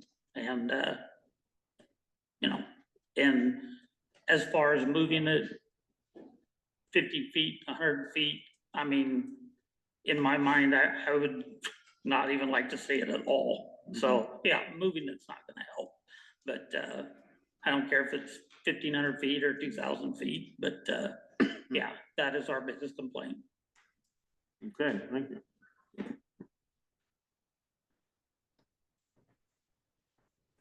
Well, I guess I'd like to respond to that is, how is she getting along with flickering and that of all the others in the county? There's no. We don't have any in the county. Well, I mean, Yeah. south of the county.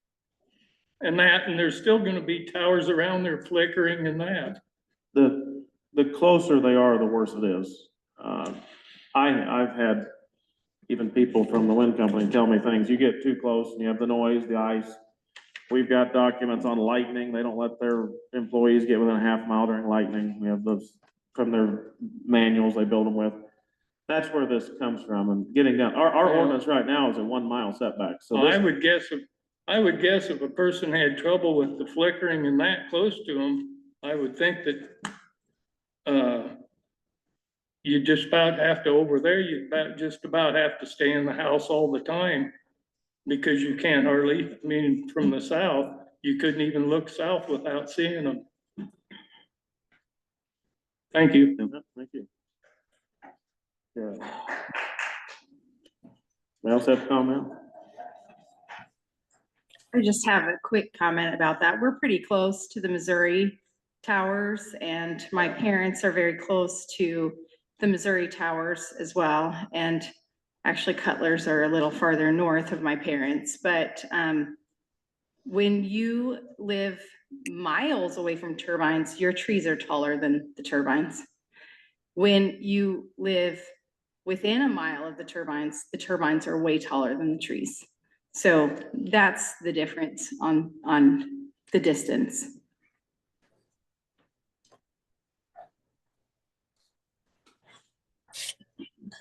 Okay. She's saying they're wrong. They haven't turned on the internet yet. Cause they gotta turn it on. Jane Stimson. The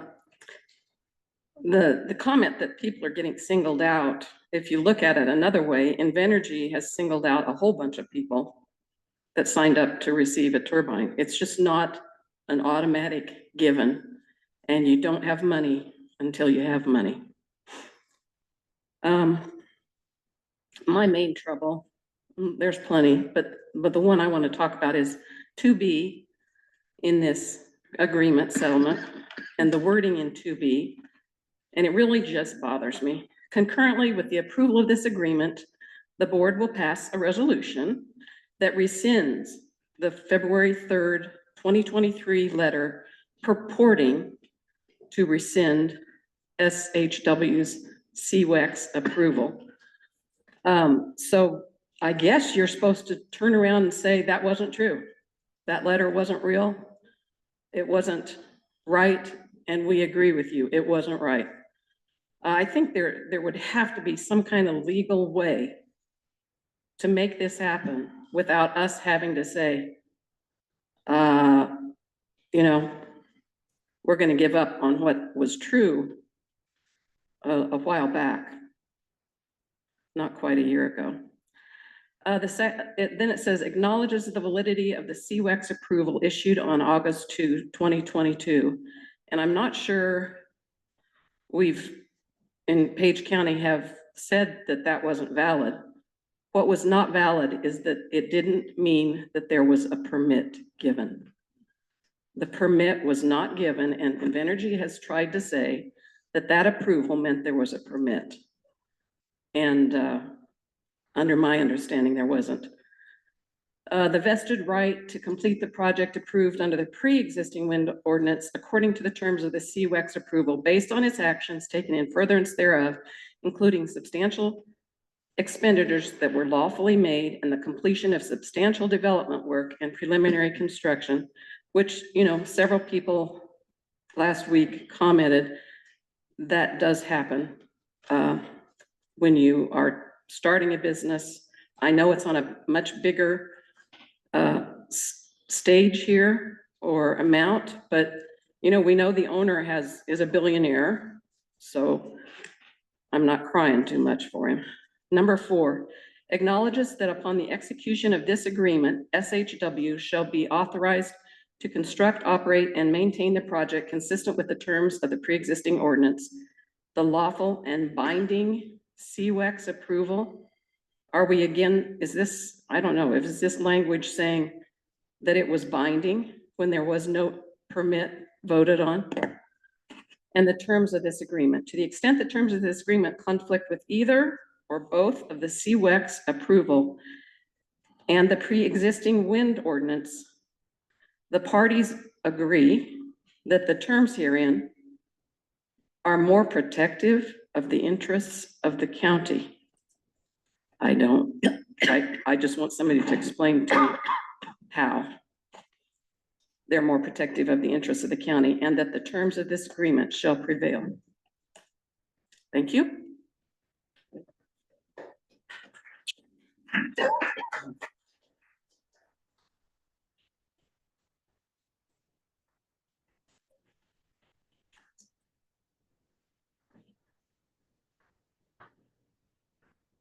Hello, once again, my name is Mandy Whipple. My husband and I farm in both Fremont and Page counties, as well as Atchison County. We also operate multiple small businesses, one providing equine assisted therapy for individuals with mental health challenges. And through these roles, we've seen firsthand the importance of thriving, supportive communities. I'm standing here today in strong support of the Shenandoah Hills Wind Energy Project and to address the concerning actions, biases, and decisions of this board that threaten both the success of this project and the future of our counties. When it comes to the financial benefits of this project, let's set the record straight.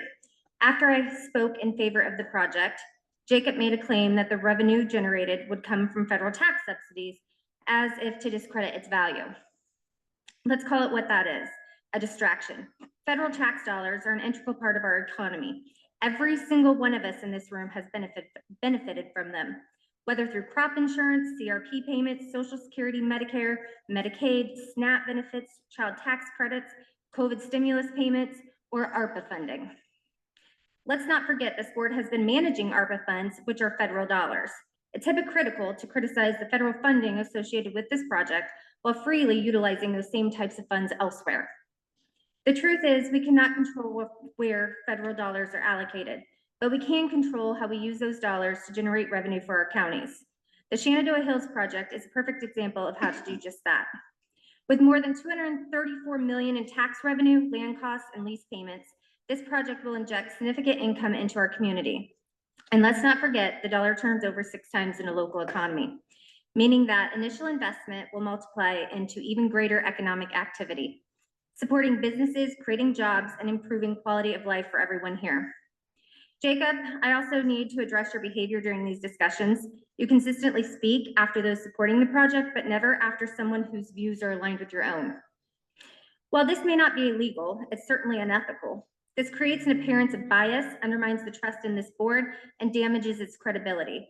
Your role is to represent the community fairly, not to further your personal agenda.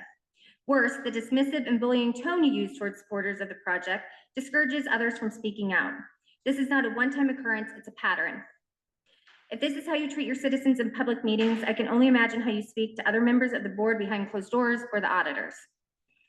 On the other hand, Invenergy has acted in good faith throughout this process, making significant concessions to address the community concerns.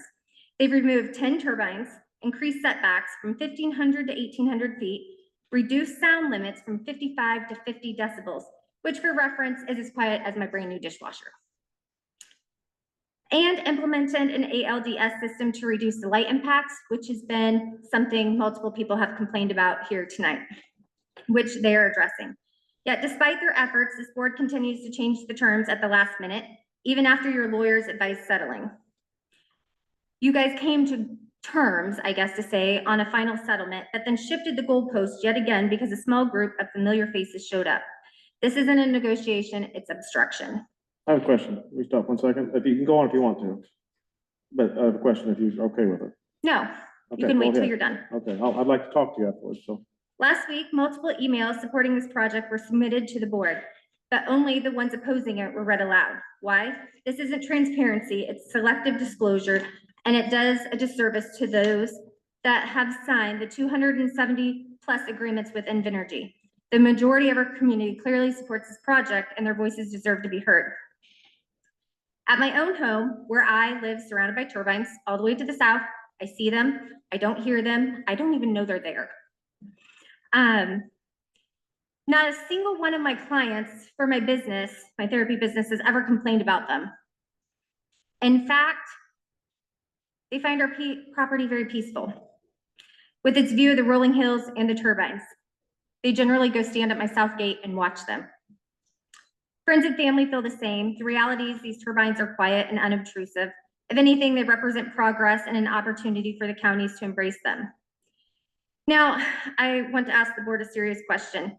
What do you think is going to happen when the silent majority, the participants and landowners who have signed agreements and suffered economic losses because of this board's actions, file lawsuits against the county?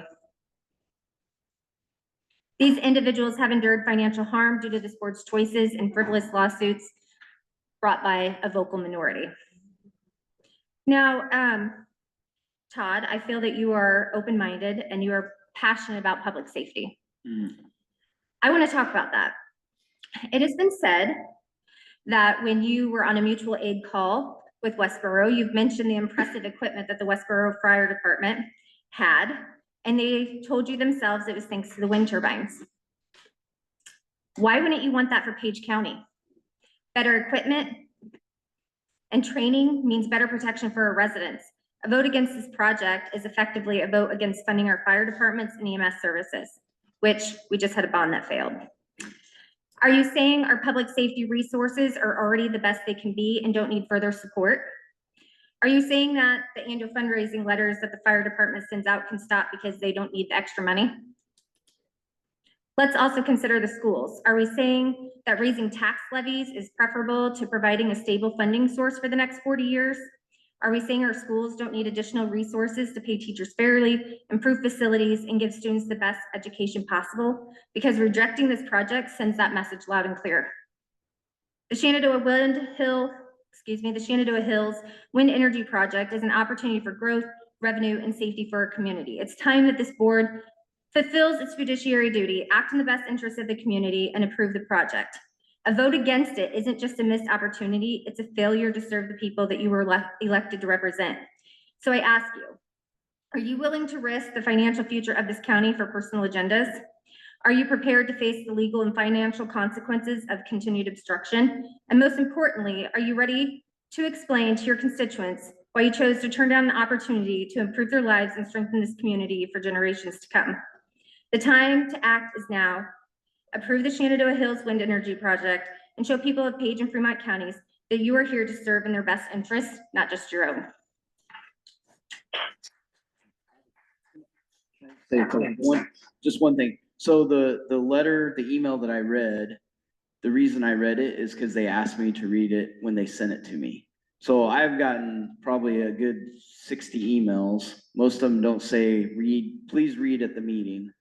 Had they said that, I would have read it whether they're for or against. So it wasn't trying to be biased. It was just that email they sent to me saying, could you please read this? I can't come to the meeting. Could you read it at the meeting? So that's why that one was read. The other part with the Westboro Fire Department, yep, they said they do have really nice equipment, and they did say, yeah, a lot of it's funded. The bad part about it is they don't have anybody to use the equipment because they're short numbers on their volunteer. They're like, yeah, we got a really nice trucks, but it's really hard to get guys to come, and we don't have enough guys to drive them. But we do So- in Page County, we do. You Right, have a well, great fire department Right. in and- Shenandoah. And we do have great equipment in Shenandoah. I mean, we've done really well with grants and things. And the But wouldn't thing it be that, nice to not have to depend on a grant? absolutely, but the truth is, what's gonna happen is with the tax, the way it's set up is, we're not getting all that money is gonna be split in the county. It's gonna go to schools. It's gonna go to, so we have 3 school districts. If you don't count College Springs, but Essex, Shenandoah, and Clarendon, they're gonna get a big portion of whatever tax revenue comes off that. Correct? It's not gonna be a lot going to the fire departments or the emergency people, but the other thing is that's a slow gradual to get to 30%. So it starts out 0% the first year they're in operation. And then it goes 5% every year after that, up to a maximum of 30%.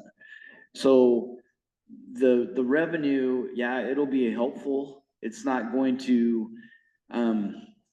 make our budget huge by any means to where we're gonna be able to spend all kinds of free money everywhere. I am not And- anticipating spending free money, like just frivolously throwing it out. Right. By any means, that No. would be completely. I know, but I think fiscally sometimes people irresponsible. think that people are just gonna show up with bags of money and say, No. here's the money from the turbines, and that's. But it is going to significantly help the fire department, our schools. I mean, the schools, Shenandoah School alone is like $1 million a year. And I don't know about you, Yep. but I don't want to pay the extra, the $1.90 tax levy they just passed when we have a revenue right here that we can use. Sure. I mean, people are struggling. We live in poverty communities. I mean, Yep. $58,000 a year is the median income for Page County. Who can afford taxes, health insurance, homeowners insurance. I mean, we get insurance to death. I mean, Do you- who can afford that? Do you think having turbines improves that? Yes. We're not raising taxes all the time. And then the dollar is constantly being overturned in our communities. So people are able to feed their families. It's creating jobs. How could that be a bad thing? I'll address the public hearing, what we're doing here.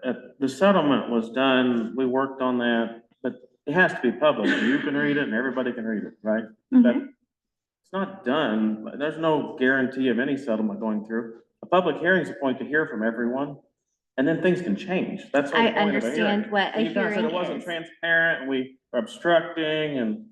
Well, we keep sue changing or the goal whatever. line Change the here. goal line, what? We're hearing from people and we're reacting to them. That's proper.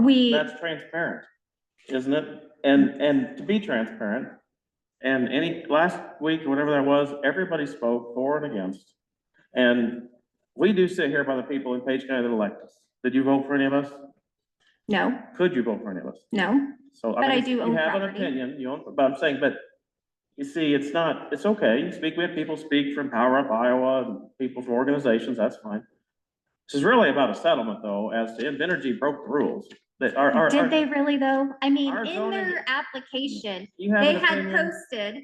they Listen, put- hold on. Okay, so I now let- you're I let you- interrupting me. I I get it. let you go. Let me, Isn't that a please let me violation respond. of the rules? Let me respond to this. I let you give your whole statement. Our zoning administrator did this, okay? They broke the ordinance we had. The company doesn't agree, so they sued us. I didn't do it. The engineer did it because he was abiding by the ordinance we had. Our county attorney argued it to the Board of Adjustment, okay? I didn't. They agreed with it. That's why we're sitting here. I Okay. understand. I read Okay. the application, and I also know in the application, those 3 turbines, they said were conditional, that they did not know if they were gonna be permanent. And then, so really 3 turbines were removed. So is that really a material change? That's not 20%. It's, No, so it didn't get there till they removed the other 3. So then it became over 20%, so it was Yes, but 6. in the application originally, the original application, those 3 were not said that we were going to build these for sure. They were conditional. We're talking to the radio station. and again, we didn't, our engineer carried out his role as zoning administrator and said, I think in that meeting I was in, if it's over 10%, what he said, then they would have to refile. And they can refile, but because of elections and our personal interest or whatever, I ran on property rights. I think they do intrude on people. I do. I ran on that. I didn't hide it. I said that there's a need for a setback and it'll be measured from property line. Not hiding that. I've said it since day one. I got And we- elected. And we And so have did Todd. property rights too. I got it, but wait, I was very open about that. Now, this is about a settlement on a legal issue. It's not even for or against Wind right now. These comments are more informational, but this is really about a settlement. Do we settle this case or not? And I think it would be wise for you too. Well, that, you have that opinion. I understand. I respect you having that opinion. I but- think they have made plenty of concessions, and it is best for the communities involved for this agreement to move forward. I respect that opinion. I understand that. And then I have a question. Isn't him interrupting me in the middle of my thing, against the open meeting laws? I'm pretty sure it is. 21.7, they control their meeting. I don't know what the rules are here, but Yeah, they're in control of the meeting. Yeah, and I let you go. I just want to know, because sometimes there's so many accusations made. I just want to say, can we respond to this now or later? Because it seems like I'm agreeing with you if you make 100 accusations and then I don't respond to any of them. I just wanted, that's why I said go on, but just, I want to know when you want to respond. I didn't make any accusations. It was all fact.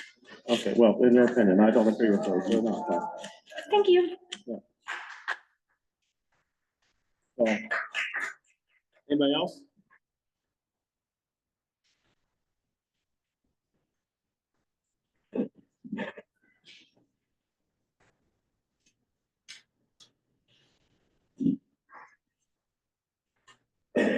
Sherry Brink, Farragut. We live south of Farragut.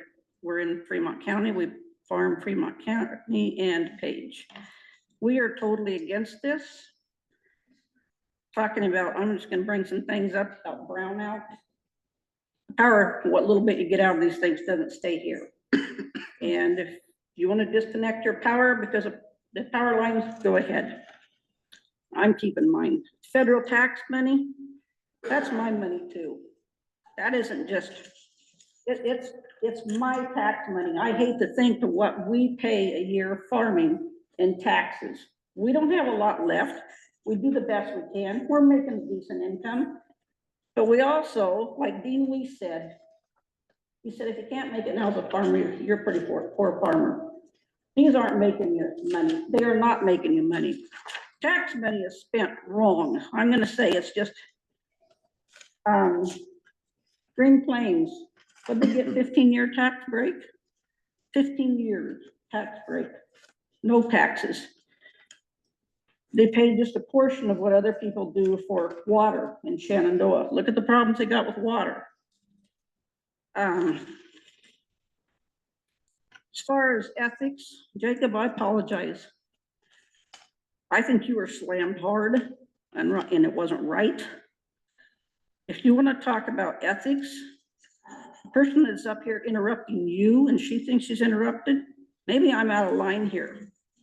But that person, 18 months in prison because of taking a veteran, she stole his identity. She put 18 months in prison, was convicted. So we're gonna talk ethics. I think you were slammed and you were slammed and it was uncalled for. I wanna thank you guys for being up here and representing us. I think these turbines need to blow away. They're not gonna help us. That in Fremont County, 75% of the people that signed up for this is land owners that are absent. They're absent.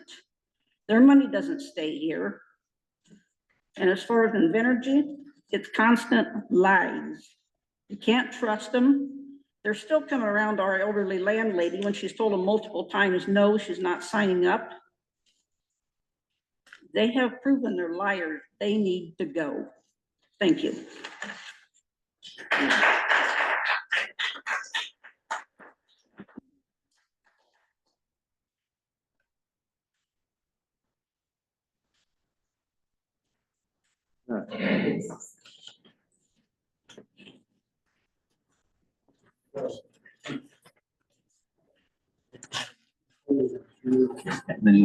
Any other public? I got one. Hey, good evening, everyone. I'm Dan Litchfield with Shenandoah Hills Wind Project LLC. It's great to be back in the page room again. Thanks for the invigorating dialogue as always. I sent you all a letter explaining our position. I'm not going to read the whole thing. Happy to answer questions. I just wanted to touch on a few quick points. I grew up in a small, outside of a small town in Western Ohio, farming community like this. I think of the work myself and my team do as a tool for agriculture. When I came to Page County, I was surprised to see both terraces and drain tiles. What a combination. Farmers have really been industrious to make the land productive, and you go from terraces to tiles to turbines. For a small footprint on the land, 1/2 to 3/4 of an acre typically, counting an access road, we can collect the energy from about 4 acres of sky. That produces a lot of energy. It produces revenue for landowners. It produces tax revenue for communities. And that's one of the reasons I'm proud of what we do. I want to talk real briefly about our history, our application on the subject of material change. And so we filed an application in March 2022 for up to 31 wind turbines. Shortly after we filed the application, we learned that one of the family's agreements was not properly executed or notarized. It was improper. We learned we could not fix it, and we notified the county and the public of this. So this was a mistake. We discovered it. We fixed it, we reported it. So those turbines were not part of the application from that point on. There were 3 other turbines that were conditional from the very beginning. And these, we placed them in an area that we learned was going to be probably too close to an existing radio station. We had some hope of a technical solution to mitigate that, but I'll just point to my letter, and anyone can see in the original application, we conditioned our application that we would not build these turbines without a mutual agreement with the radio station. So these were conditional from the very beginning. We discussed with the radio station. We hired a radio expert consultant. They did the same. We realized this is not going to work. We reached a very short agreement with the radio station, compensating them for their expenses and agreeing not to build those turbines.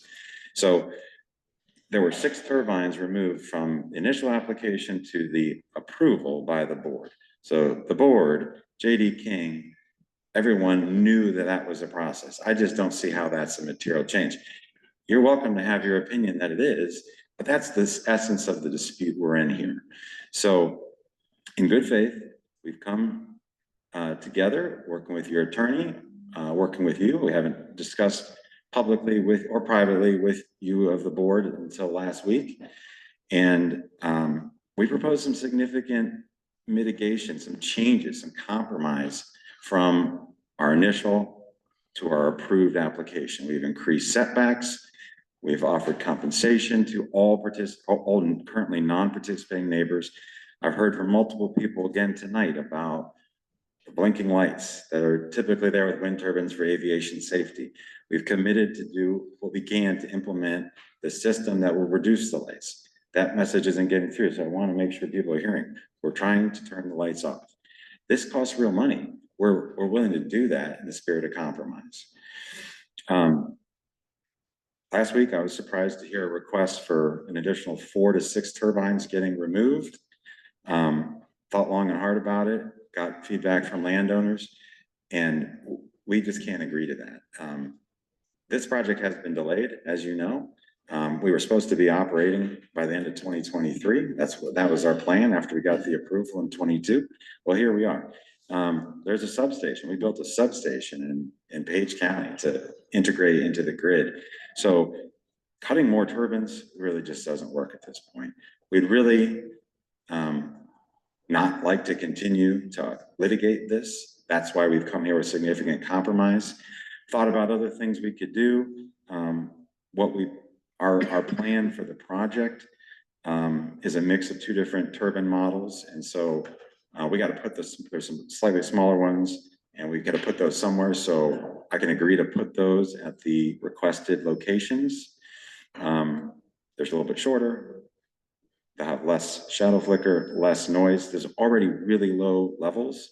The actual predictions of these specific houses where the setbacks are 18 to 1900 feet. These are best practices for siting wind. And as I hope you understand, there's a compromise. A mile setback is better, but you draw a mile from every house and there's just nothing left.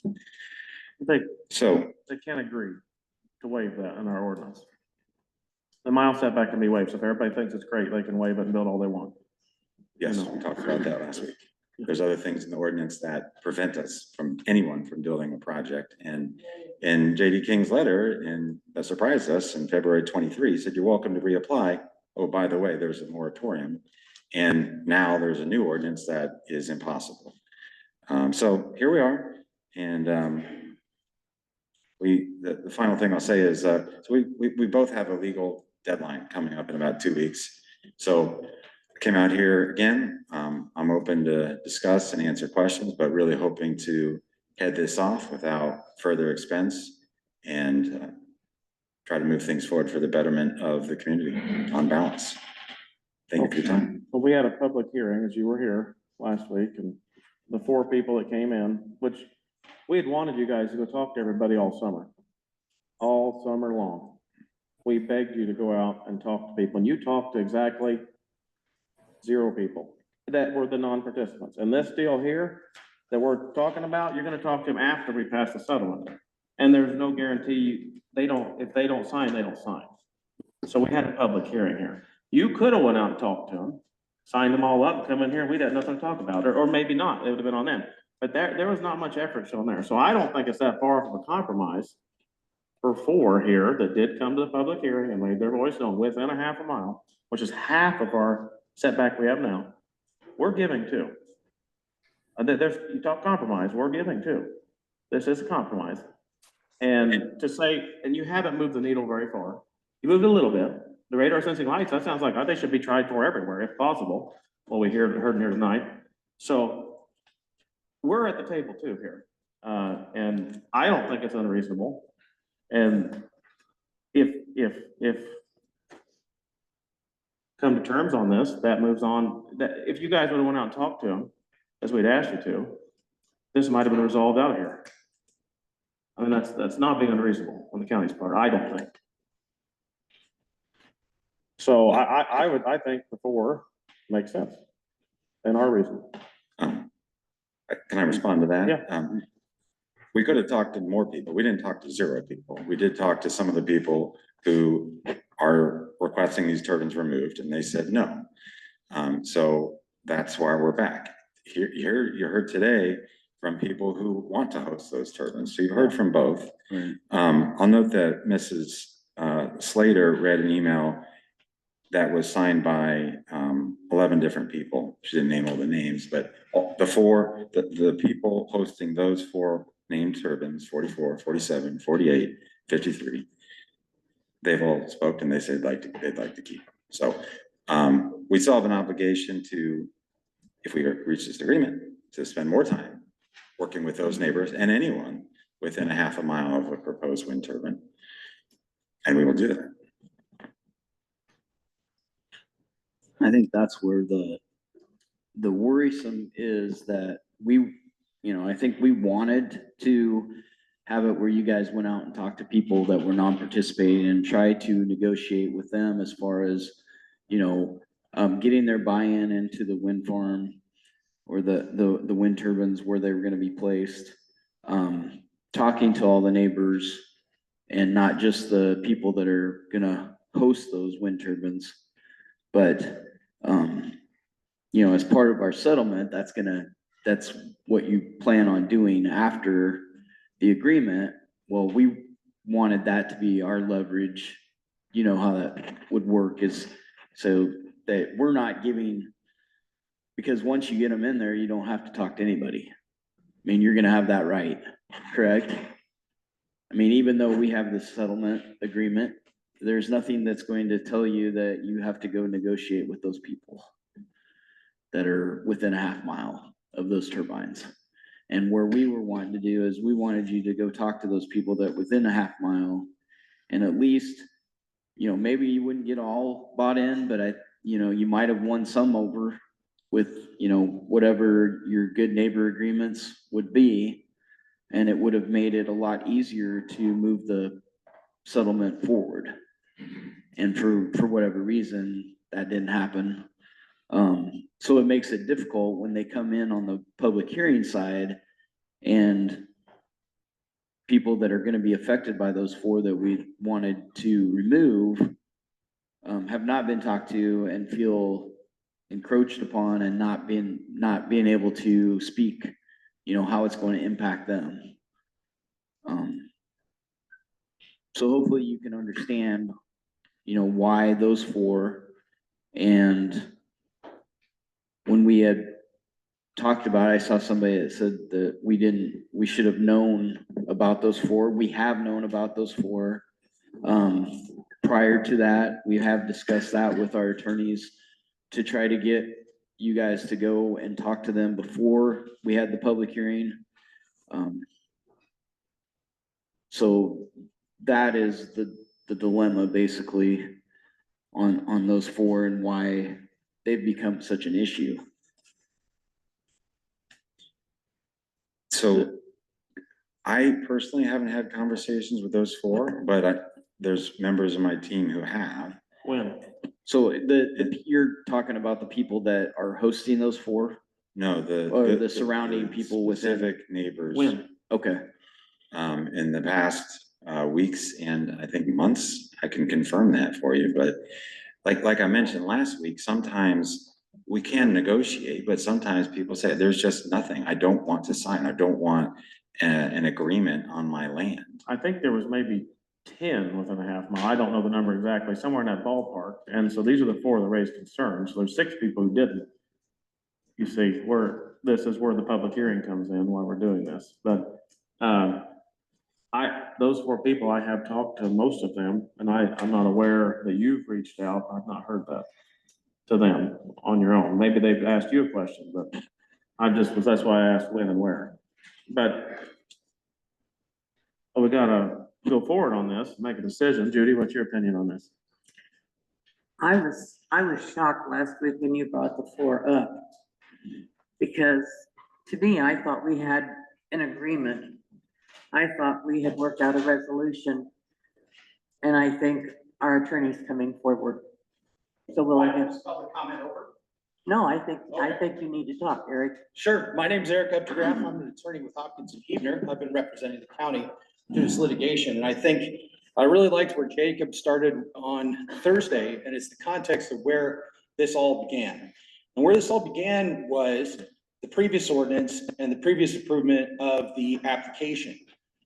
These 2 supervisors came onto the board, and my understanding is that they ran on an anti-wind platform. And I can respect that. Reasonable people can disagree about wind turbines. One way or another, that's their responsibilities. That's what they get to do. Those are the decisions they get to make. The problem that we inherited is that we had an ordinance and we had an approved application that gave a conditional permit. And in those circumstances, we have ambiguity. We have an application that is not a model of clarity and has flexibility in it. We don't know which turbine models we're going to be able to use, those types of things that was approved by the previous Board of Supervisors. We also have the word material change, and everybody wants to talk about what does material change mean, 10%, whatever it is. The legal question of what a material change means will be determined by a judge, not by JD King, not by the Board of Adjustment, not by anybody else.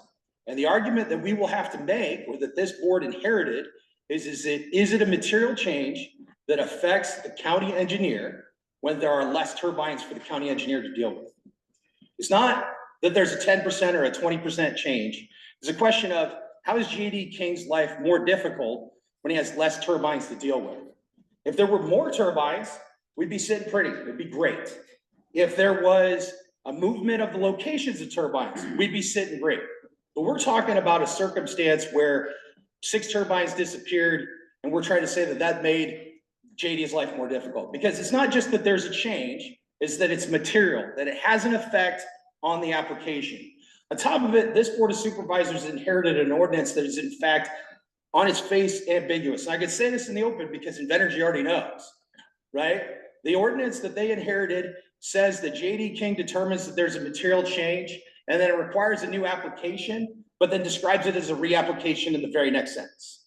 It's not a reapplication and the same application are discussed in the very one sentence next to the other. It is unclear.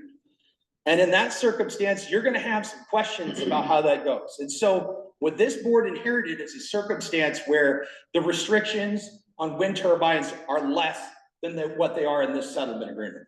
They inherited an ordinance that had 1,500 feet as a setback and had various requirements that were different. And that's not the actions of this board. That's the actions of the last board who voted on it. And in terms of democracy, in terms of the people came here and voted for a change.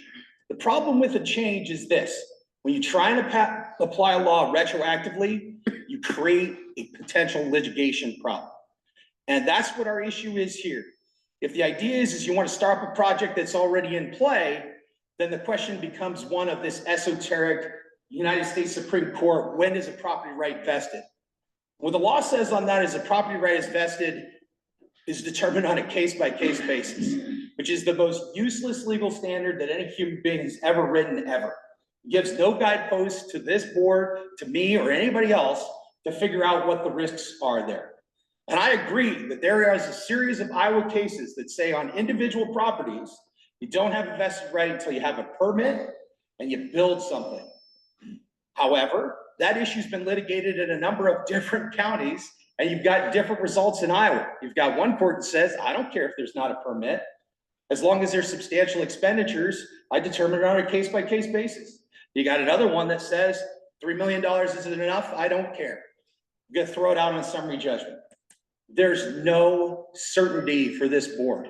And so with that in mind, What they've had to deal with is the idea that they have litigation.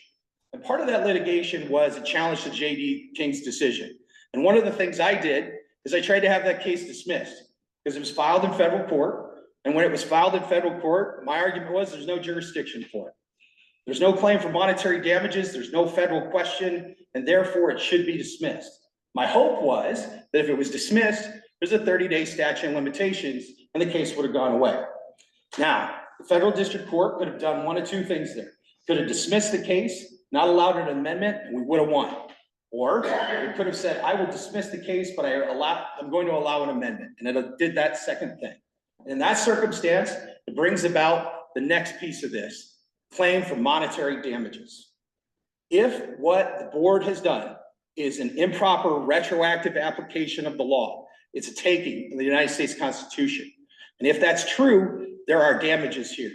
And those damages could be $20 million. They could be $25 million really easily with a project this size. And the problem with that for a county, as Madison County faced this, other counties face this, that's the type of judgment that bankrupts you. That's the type of type of judgment that you can't pay. And one of the things that this board has discovered is you've got a $5 million policy through ICAP. But your problem is you might have a $20 million judgment and $15 million of it wouldn't be covered even if the policy affects that. And that's what this board inherited as a problem. So what they have tried to do through this settlement is not something that Jacob or Todd exactly likes. It's not something, I've certainly spent more than my fair share of time disagreeing with them about everything. And they've done one heck of a great job of putting up with me and making a good faith effort to solve this problem. Because it comes down to a risk management issue for the county, right? They have passed an ordinance that applies prospectively to any other wind project that ever comes into this county. And there's nothing about this settlement that prevents that from happening. This settlement means that this project gets grandfathered in, and from now on, the law is what it is. The rules have changed. They are what Jacob described. It's a 1 mile setback. And while that may not be impossible to deal with, my guess is that you will never see another wind company come to your county and ask to put wind turbines here again. There are frankly easier places to build wind turbines in Iowa. And the problem this board dealt with from the start is, could they undo the actions of the previous board? And legally, they can only do that to a certain extent. And that's the risk that they faced. So we've worked very hard over, I should rent an apartment in Florinda. I'm here so often. Very, very hard to try and get an agreement that it's a compromise. It's not what the board wants. I would love to go fight and win this case. I love fighting. The board will tell you that. I fight with them all the time. I love to fight. I really do. But at the same time, I can't recommend to the board that it risk bankruptcy for properties. I can't recommend to the board that we fight this fight when we can compromise on restrictions that are better than the old ordinance, because that's what happens, right? If Invenergy wins the lawsuit, and they can and they have in other counties, they get the old ordinance. They get 1,500 feet, they get all this stuff, they get the flexibility in their application. What we did through this settlement is try and tie down as many of those loose strings as we could get them to agree to. And it was hard work, and we pushed as far as we can get them, and I understand the board is still pushing here today. And if I were a member of Page County, I gotta tell you, I'd be proud to have each one of these people representing me and doing it, because they have worked their tails off to try and make this. And I understand that people aren't happy with compromise settlement. I've been doing this for 21 years. Nobody's happy with a compromise. You don't want to marry a compromise candidate. You should ask my wife. But that's where we're at with this. This agreement isn't anybody selling out people who are anti-wind. This agreement isn't anybody trying to turn tail or be unethical or any of those things. This is a risk management problem. And it's a risk management problem where you have to consider, if the county goes bankrupt, do you have thousands of people who are affected by that circumstance? And how does that weigh against the 4 people who are here today and I think have legitimate concerns? I feel very strongly for people who say, hey, my kid has autism. I have an autistic kid. I understand exactly where you're coming from. And I get it, but there's only so many things that we could legally do in this circumstance. And I think this settlement is the best we're gonna get. Because I would hate to see us continue to litigate and then lose and try and negotiate a new agreement. The question that I heard on Thursday that I really wanted to address is why right now? It's because on December 17th, we're gonna file motions for summary judgment in this case. And by February, federal district court might decide that Invenergy is right. And I will never be able to get this agreement back on the table if that happens. All of our leverage will be gone. Now, it's entirely possible we'd win, right? That's certainly a circumstance, but those are the risks that this board has worked so hard to come to terms with. And so that's why I've worked on this settlement. That's why I've recommended to the board. I understand it is compromising between different people's property rights and different people's lives. And if this board had inherited a better set of ordinances, maybe that wouldn't have happened. But I can only do what I can only do, and so can these board members. So, thank you.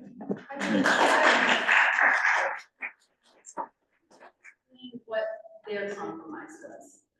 Sure, number of different compromises. Number one is that we changed the sound ordinance from 55, from the old one, 50. We said that sound ordinance is enforceable with a civil infraction under Iowa Code Section 331.307, which allows for fines for each day there's violation. $750 the first day, $1,000 each day thereafter. On top of it, this agreement is enforceable with an action for specific performance and an injunction. So if Invenergy doesn't live up to it, we'll go get a court order that says you're not living up to it, and they don't follow it, they'll be in contempt of court. And the court can then fine them, and the court can then jail them if they don't live up to this deal. And on top of all of that, one thing that doesn't get discussed here is Iowa Code Chapter 657. If a wind turbine creates a nuisance on somebody's property, they have their own private cause of action. Under Iowa Code Chapter 657, sue. It's too loud. If it causes too many problems, you can go prove that to a judge and have it removed by a judge. And if the judge won't remove it, it makes it hard for me to say that we should regulate. Are you saying that you believe that these small acreage owners can afford to sue Invenergy to get them to remove their turbine? It's a 657 action. I file all the time, not. Right? I mean, it's really. Is that their only compromise is sound? No, there are a number of other ones, specifically turbine models, distances, because we've got 1,800 feet instead of 1,500 feet. And trust me, the board wanted a lot more than that. I understand that, but that really didn't change. Like when they presented, listen to the movie, or when they presented the project, they said they were able to do better than our ordinance and Sure. got everybody. So that actually has not changed on this project. Well, it does change it to the extent that they can't move closer. Right, because under the old agreement, they could still move, under the old ordinance, they could still move closer to 1,500 feet. One of the things we negotiated about is what happens if they go out there and put a turbine there, it turns out there's quicksand on the spot they want to. But can you see that I don't see an equal agreement? Like I don't see, as an owner, with my parents kind of closer to the project, I don't see an equal amount of give. I see words changing and I see promises, but it does not even about the flashing lights, which is a huge concern for us. It doesn't say that, what if they can't get permits? Well, then they go without. That's certainly true, but I can't make the federal government do anything. Neither can they. I mean, if I could, But see, I that's wouldn't not be sitting actually here a talking to you. compromise. We just have to, in good faith, trust that they'll actually file for those permits. If they don't file for them in good faith, we get to enforce it to an injunction. If they don't file for it in good faith, that injunction can say they breached the agreement, they gotta tear it down. That's what the county has the ability to do through specific performance and injunctive relief. Is enforce the agreement. And a court can order them to do it. And say if they don't, they're in contempt of court, fine them, put them in jail for six months without even giving them a hearing. Those are the types of things that we put in there to try and make sure they live up to their promises. Because I can understand what you're saying. I deal with this all the time. You can strike as many deals as you want with people, but if they're not gonna live up to them, might as well tear up the paper and not bother. We put provisions in it. We talked about provisions that were more. Problem is, a lot of people allow me to write penalties into a contract. I can't just say, hey, you violated, you owe us $1 billion. It's not allowed, it's unconscionable, I couldn't put it in. Any other compromises? Can't remember them all off the top of my head. But it's those, it's the sound, it's the specific, wind turbine models, it's the specific wind turbines. My understanding is we're going from 4.5 megawatts to 3.8 or 3.6 megawatts. Hopefully those will be quieter. I'm not a wind turbine expert. There's about 6 of them in there that I think. Well, here's our problem. Nobody in this county is a wind turbine expert. And nobody in this county is an expert on the sound. Nobody's an expert on a lot of these issues. And where I have a problem as a resident, we were never given the opportunity to say where we wanted the compromise to happen for us to be able to live comfortably in the footprint of this project. And I appreciate that, because that's just an unfortunate circumstance that goes along with the turnpike. Right, like I couldn't want everybody to take all the close lines. I had to do it in closed session. Eric Eckley was just here telling me about it, right? I couldn't have a public hearing on a settlement negotiation without waiving the attorney-client privilege and disadvantaging the county. Because there are things that the county talked to me about that they would give on that I was, you know, I mean, it's my job to play poker with the other side. And so I can't have you all in there because you're not subject to the attorney-client privilege. They could then find out what it is. So that's why the board wanted to have this public hearing to give you all the opportunity to come ask questions, talk to people. So where's the compromise after the voice of the people has been heard? Where's the compromise after the voice of the people have been heard? Our voices actually cannot change. Well, they can vote no. Right? They don't have to do what I say. Lord knows that shit. Right, they can vote no right now. And that's what your voice is important for here. Right? That's the big part of why this is all part of it, right? They may vote no, if they do. I'll go fight these people until I can't fight them anymore, or they want to settle. That's my job. I'm happy to do it. But if I can avoid that risk for all of the taxpayers and not end up county bankrupt. But can you comfortably, like if one person has to live a shadow liquor on their property, is that worth it? For me, the question is if there's one person versus every other taxpayer in the county.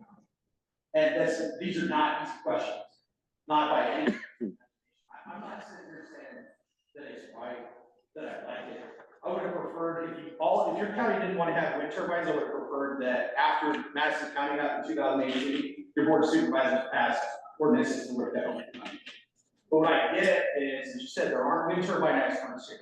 And so what I get is case after case where we've come in, look at the ordinance, it's not as restrictive as people want it to be. And there's already a project in motion.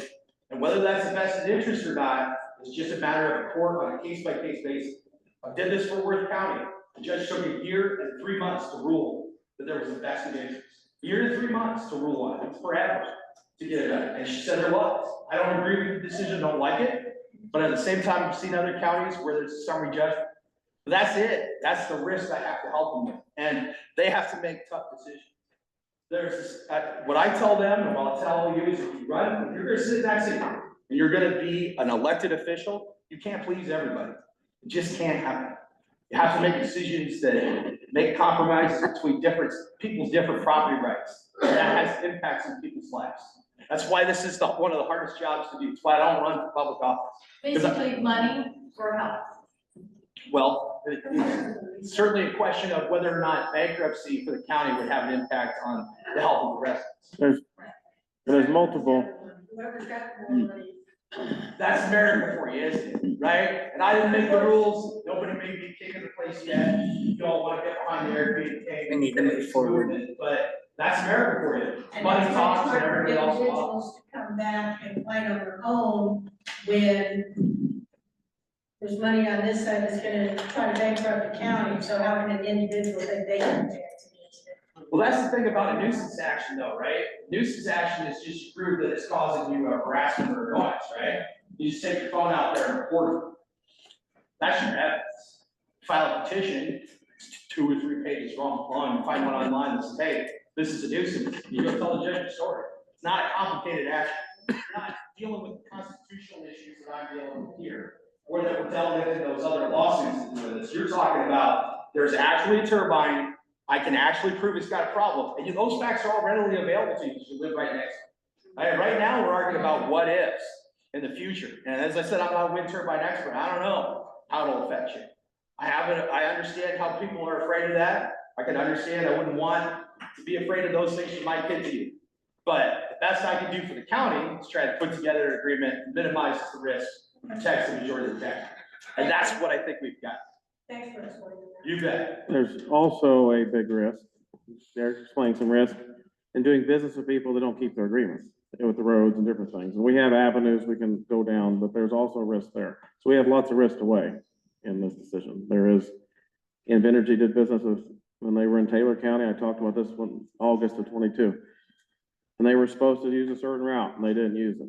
And then so we told them, hey, you broke the rules, you gotta redo this. JD gave them a bill for grinding the road up, not even replacing it, just grinding it up. I think the bill was 60,000. They offered us 30,000. Sure. And then JD's, oh, I can't do that. The board, I wasn't on the board yet then, I don't think. I think I just watched this happen.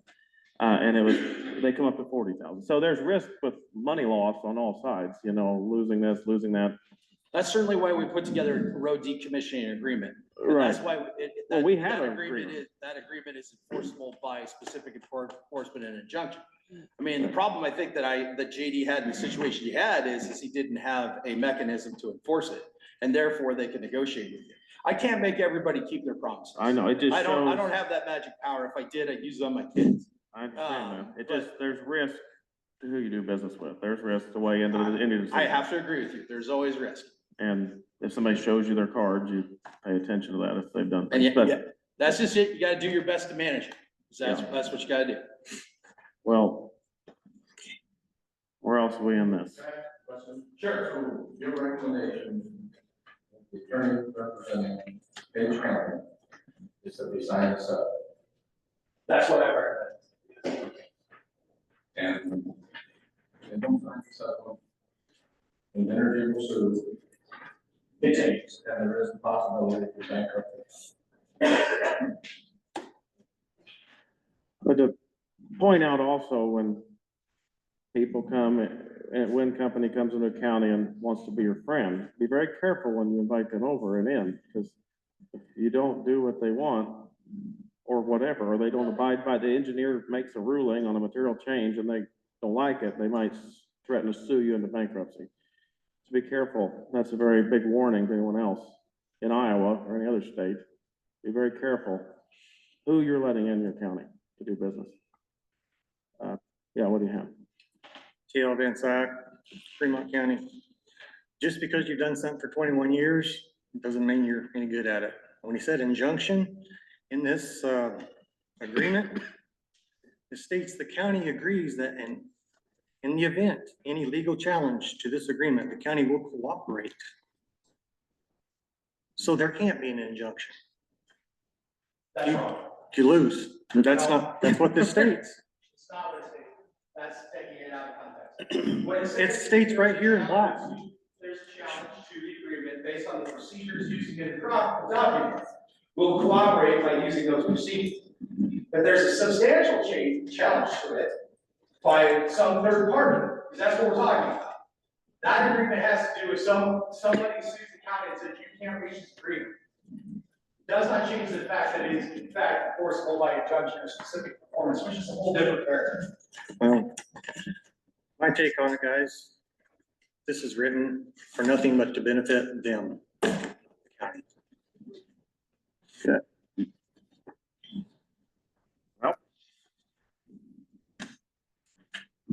I just wanted to respond to the question earlier. So there's 11 currently non-participating residences within a half mile of the proposed turbine.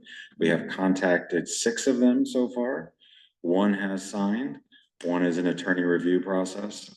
So it's not complete. We have started it and we're going to continue it. Thank you very much. But these 4 people, you probably haven't, I'm not aware you've contacted them.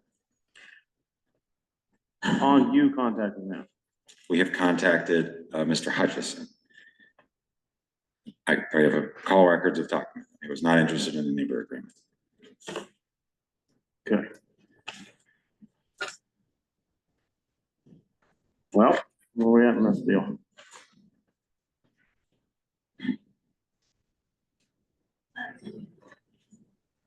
Can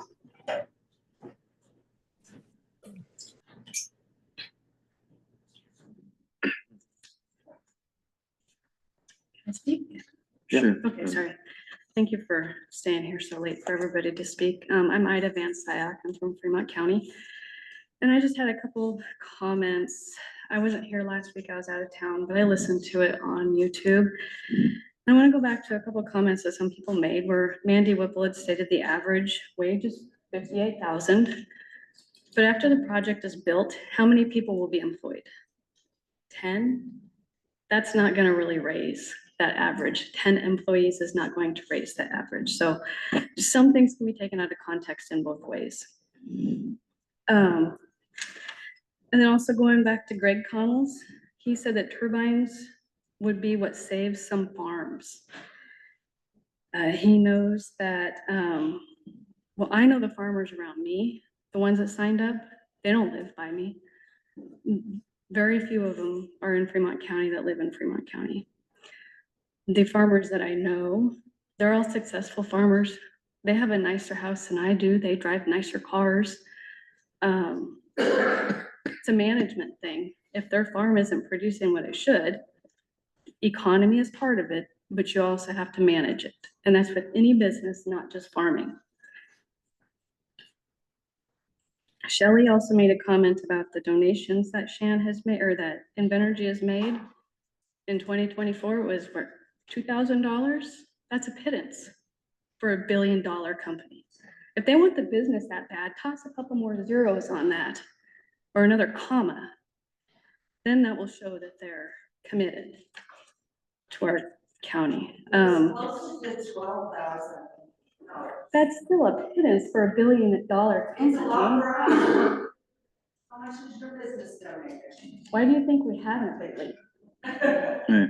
We have opportunity to bring business to Shenandoah, my business does, but I'm not promoting it. We could bring 15 jobs and we can expand there. We want to build another building. But my business doesn't want to communicate with people like in this county. They see what it's done to me. They see the true colors of Shenandoah. One other area I'd like to comment on is in the agreement on 2B. I don't know if you turn to that page. It says concurrently with the approval of this agreement, the board will pass a resolution that, jump to 3, acknowledges that SHW asserts it has acquired a vested right to complete the project. I realize that you guys are saying that this is just Page County, but when you go in the beginning, it includes Fremont under the project. I would like to think that you wouldn't put the vested rights in there. We talked about this last. Because they're gonna use that against me in Fremont County. I think it's changed because I think we took vested Did you? out Yeah. last week. That's all. That's out. Yeah. It's all changed. Yep. Oh, no, I understand that. I'm saying where it says here, it says the project. The project encompasses Fremont and Page. Address that. Yeah. So, Brett Dublinski, I'm with Frederickson and Byron, I'm an attorney for Shenandoah Hills. After that concern was expressed last time, we agreed to put clarifying language in that first section where it says the project is in Page and Fremont counties. And we just added a very direct statement that says nothing in this agreement shall affect Fremont County. So I it's out. still don't trust that you won't use it against me later. Too bad, it's out. So. And we don't have any power over Fremont County either, but I Well, I understand your concern. understand that. I I'm understand just your saying concern. how they will mince the words to use to their advantage, because it's not the first time. And the road use, I haven't seen your guys' road use agreement if it's like ours. Does it encompass all of the roads in Page County, or is it just within the project? It identifies the roads that they can use. Throughout the whole county? Yeah, whichever routes that they are approved to be on through the county. So, Not just within the boundary, that's what I'm asking. yeah, I think it's the whole county. Okay. Yeah. I can double check that, but I think it is. And then last week, Jacob, you had asked, it was around the 2 hour, 14 minute mark, about the timeline in Fremont County, and you asked what's holding them up. And all they said was winter weather. There is still a lawsuit going on over there. We had oral arguments November 7th at Drake University. There has not been a decision made.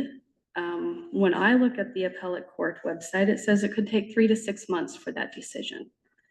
And depending on how that decision goes, who knows what will happen after that? It may not stop. So there is still a lawsuit in Fremont County that is holding it up. It's not winter weather.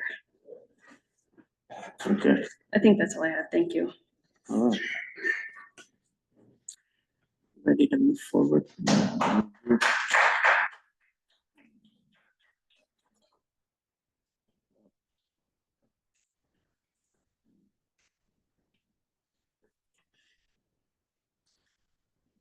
Want to come to the table, knock those 4 off or not?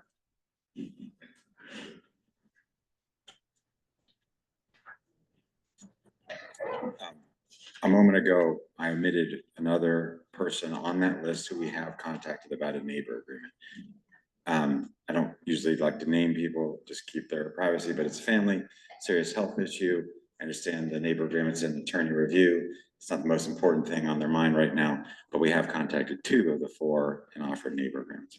And like I said in my letter, no, I'm not willing to remove those 4 turbines.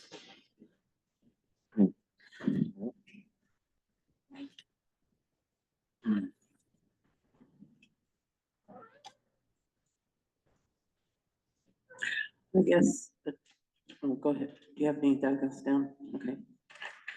I think we've heard everything last Thursday and everything tonight. And on the advice of our attorney, I would move that we would pass this resolution. I would move in favor of the resolution 57-2024, that we approve the resolution 57-2024. Move forward.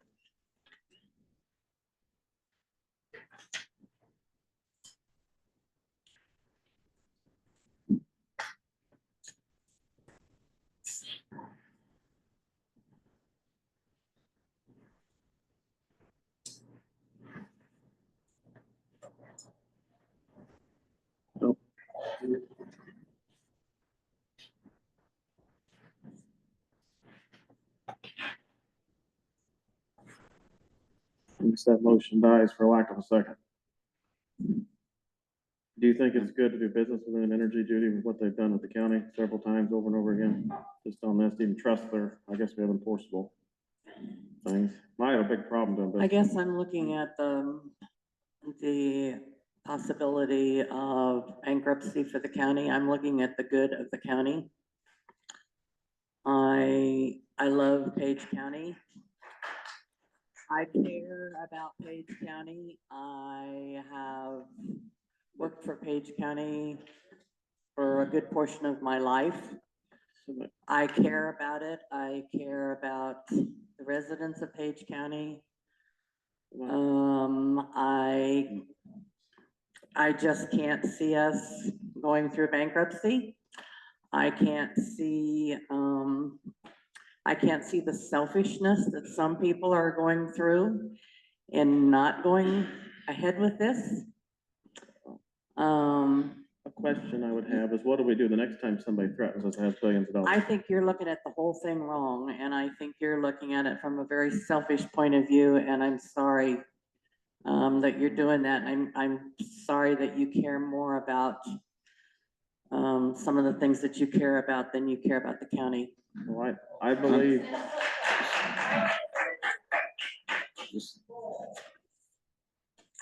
The Fremont County people, I don't think you have any say-so over here, and so I just wish you would not say anything. I don't think that the Fremont County people have any say-so in Page County at this point. And I'm sorry that you feel that way, but we've listened to lots of people. But the Page County people, I care deeply about Page County.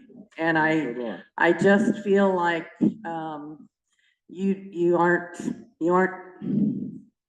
looking at the county as a whole. And I feel badly about that. Well, there's. I'm gonna, can I speak for a little bit here? Just, so this has been excruciating for the last 2 years.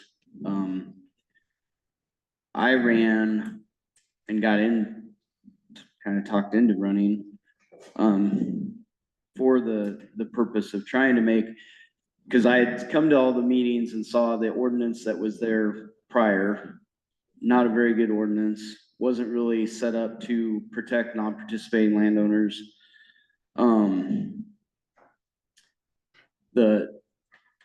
The prospect of them not having a voice, you know, and wanting to be that voice for them as really kind of fueled some of my opinions. The fact is that once this door has been opened, prior to me being on the board, even really prior to Jacob being on the board several years ago, that it's really hard to close that door once it's open. And for all of the legal things that we've been up against and the lawsuits and the dozens and dozens of emails and calls, the decision is not easy at all for what we're gonna have to do. And unfortunately, nobody, I think it's been said lots of times, there's never gonna be anybody, you're not gonna make everybody happy. And if I was on that side sitting in the audience, I would be fighting just as hard as the rest of you that are fighting to try to keep this project from going forward. Unfortunately, being on this side of the business or this side of the county office, it does put in perspective that you not only have to represent the non-participating landowners, but you have to represent the participating landowners. And you also have to represent the county as a whole. And which this has been very difficult. I have friends on both sides of the argument, tons of friends. Some I'll probably lose, some maybe even with just what has been said tonight. So for me, the problem is I don't see a way out that we keep fighting and going forward and risking everybody's future in this county and being able to, if we had unlimited funds and we could keep fighting and we could keep doing all those things that we want to do, then it would be great. But we've tried and we've worked really, really hard at getting a settlement that gives up, you know, a little bit from us, a little bit from them, and in a compromise, nobody's happy. There is no winners. Would I choose to do business with Invenergy? Probably not. It's not, but it's too late for that. It's too late. That horse has left the barn. So we are where we are, mostly because of the previous board. And we're left with this mess and trying to put some semblance together that is going to make everybody happy is probably not going to happen. And with that being, you know, we have gone through and changed the setbacks. We've put in for the future of Page County, trying to set an ordinance that's going to protect non-participating landowners in the future. I'm sorry we couldn't do more. I mean, we did as the best that we could in the circumstance. We tried to get the ALS system. We're still going to push really hard for that. Unfortunately, it's not up to us and it's not up to Invenergy to do that. It's up to the FFA. There's other guidelines that they have to go by, but we're definitely going to push them to push for that. We tried to reduce the noise. We've tried to reduce the impact that it would be on a non-participating landowner. The scale of the project has shrunk significantly from the first time I've ever saw the map to now. I can just tell you that it's not easy. It has been terrible. I would not wish this on my worst enemy, to have to sit and make decisions that are gonna impact everybody's lives, either positive or negative. It's something that I don't think people understand, how crucial it is. But it also is a lot of unknown. And my goal was to try to get to where the citizens could take up their fight if there was issues with the turbines, so that they didn't have to have the county fighting for them. They could do it on a personal level. We could set the setbacks. We could get it to where, you know, they had the right to go out and try to negotiate a deal with the company and work with them and try to get something better for themselves. And, you know, that was something that wasn't in the original agreement or original ordinance. Was, I think, good neighbor agreements with the non-participating landowners. That is something that we've got put in. Now, whether you take it or whether you don't take it, that's up to you. That's your take on it and your decision. But I wanted to give that to you so that you would have something for being impacted from the turbines. And I think that's an important piece of this. This whole process has turned Page County into neighbor against neighbor, which is awful. That is not what our county is about. It's never been that way ever since I was growing up here. And that's unfortunate. That's terrible.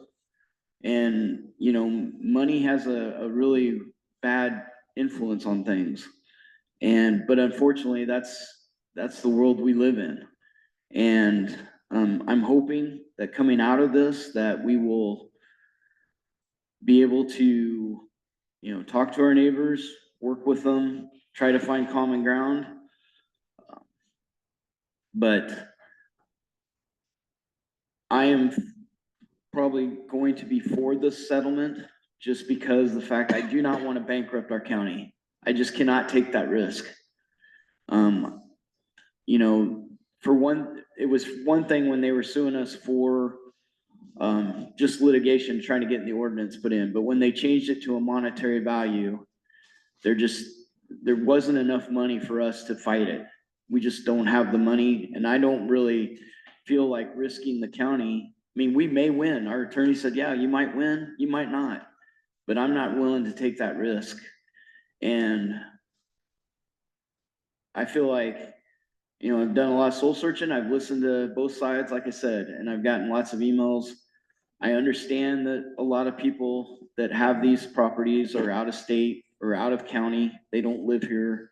Some do. Some have reached out to me about that they do live here and they do want the turbine.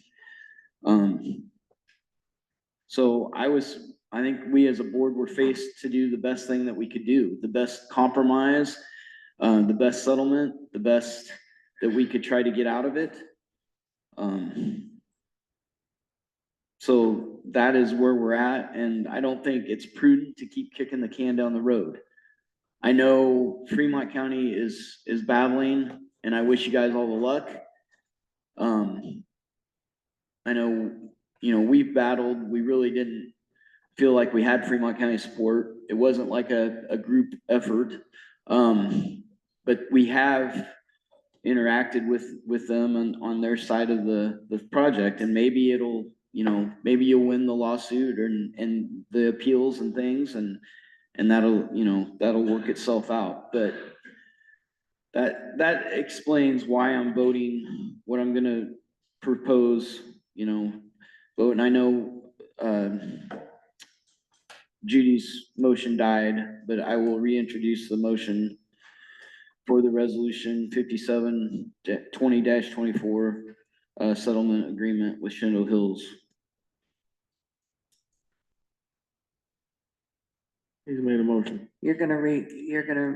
I'm just reinstalling your motion. He's making a motion. After all that, I wanted a chance to say what I wanted to say. And okay, because I'll second it quickly.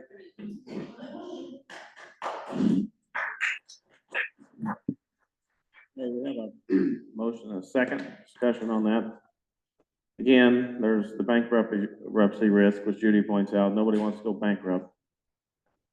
And I understand risk and reward, but there's also fear. Operating out of fear is not wise. I understand all the decisions, risk and reward.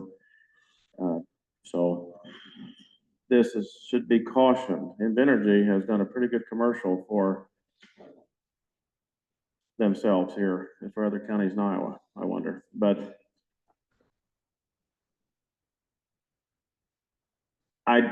this happened a couple years ago. I actually was on this board when they came in here for the application. I voted no, based on them doing shoddy workmanship and not paying us what the simple price we asked to grind the roads up. So bullying and people that don't keep their end of the contract is not anybody I want to do business with. And I think we have a strong case, and I think we'd win. But I understand risk reward. I don't back down to bullies. Doesn't happen, ever. So we can call a question. Mayor, Yes. Holmes, No. Clark, Yes. Okay, motion carried. All right. Next up, we have board communication. We'll not meet till next week.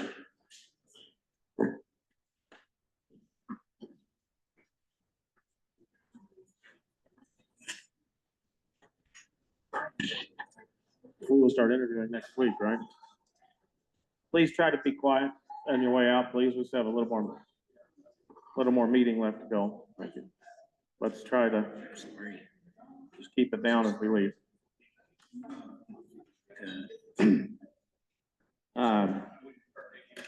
We will meet on Monday, is that right? When?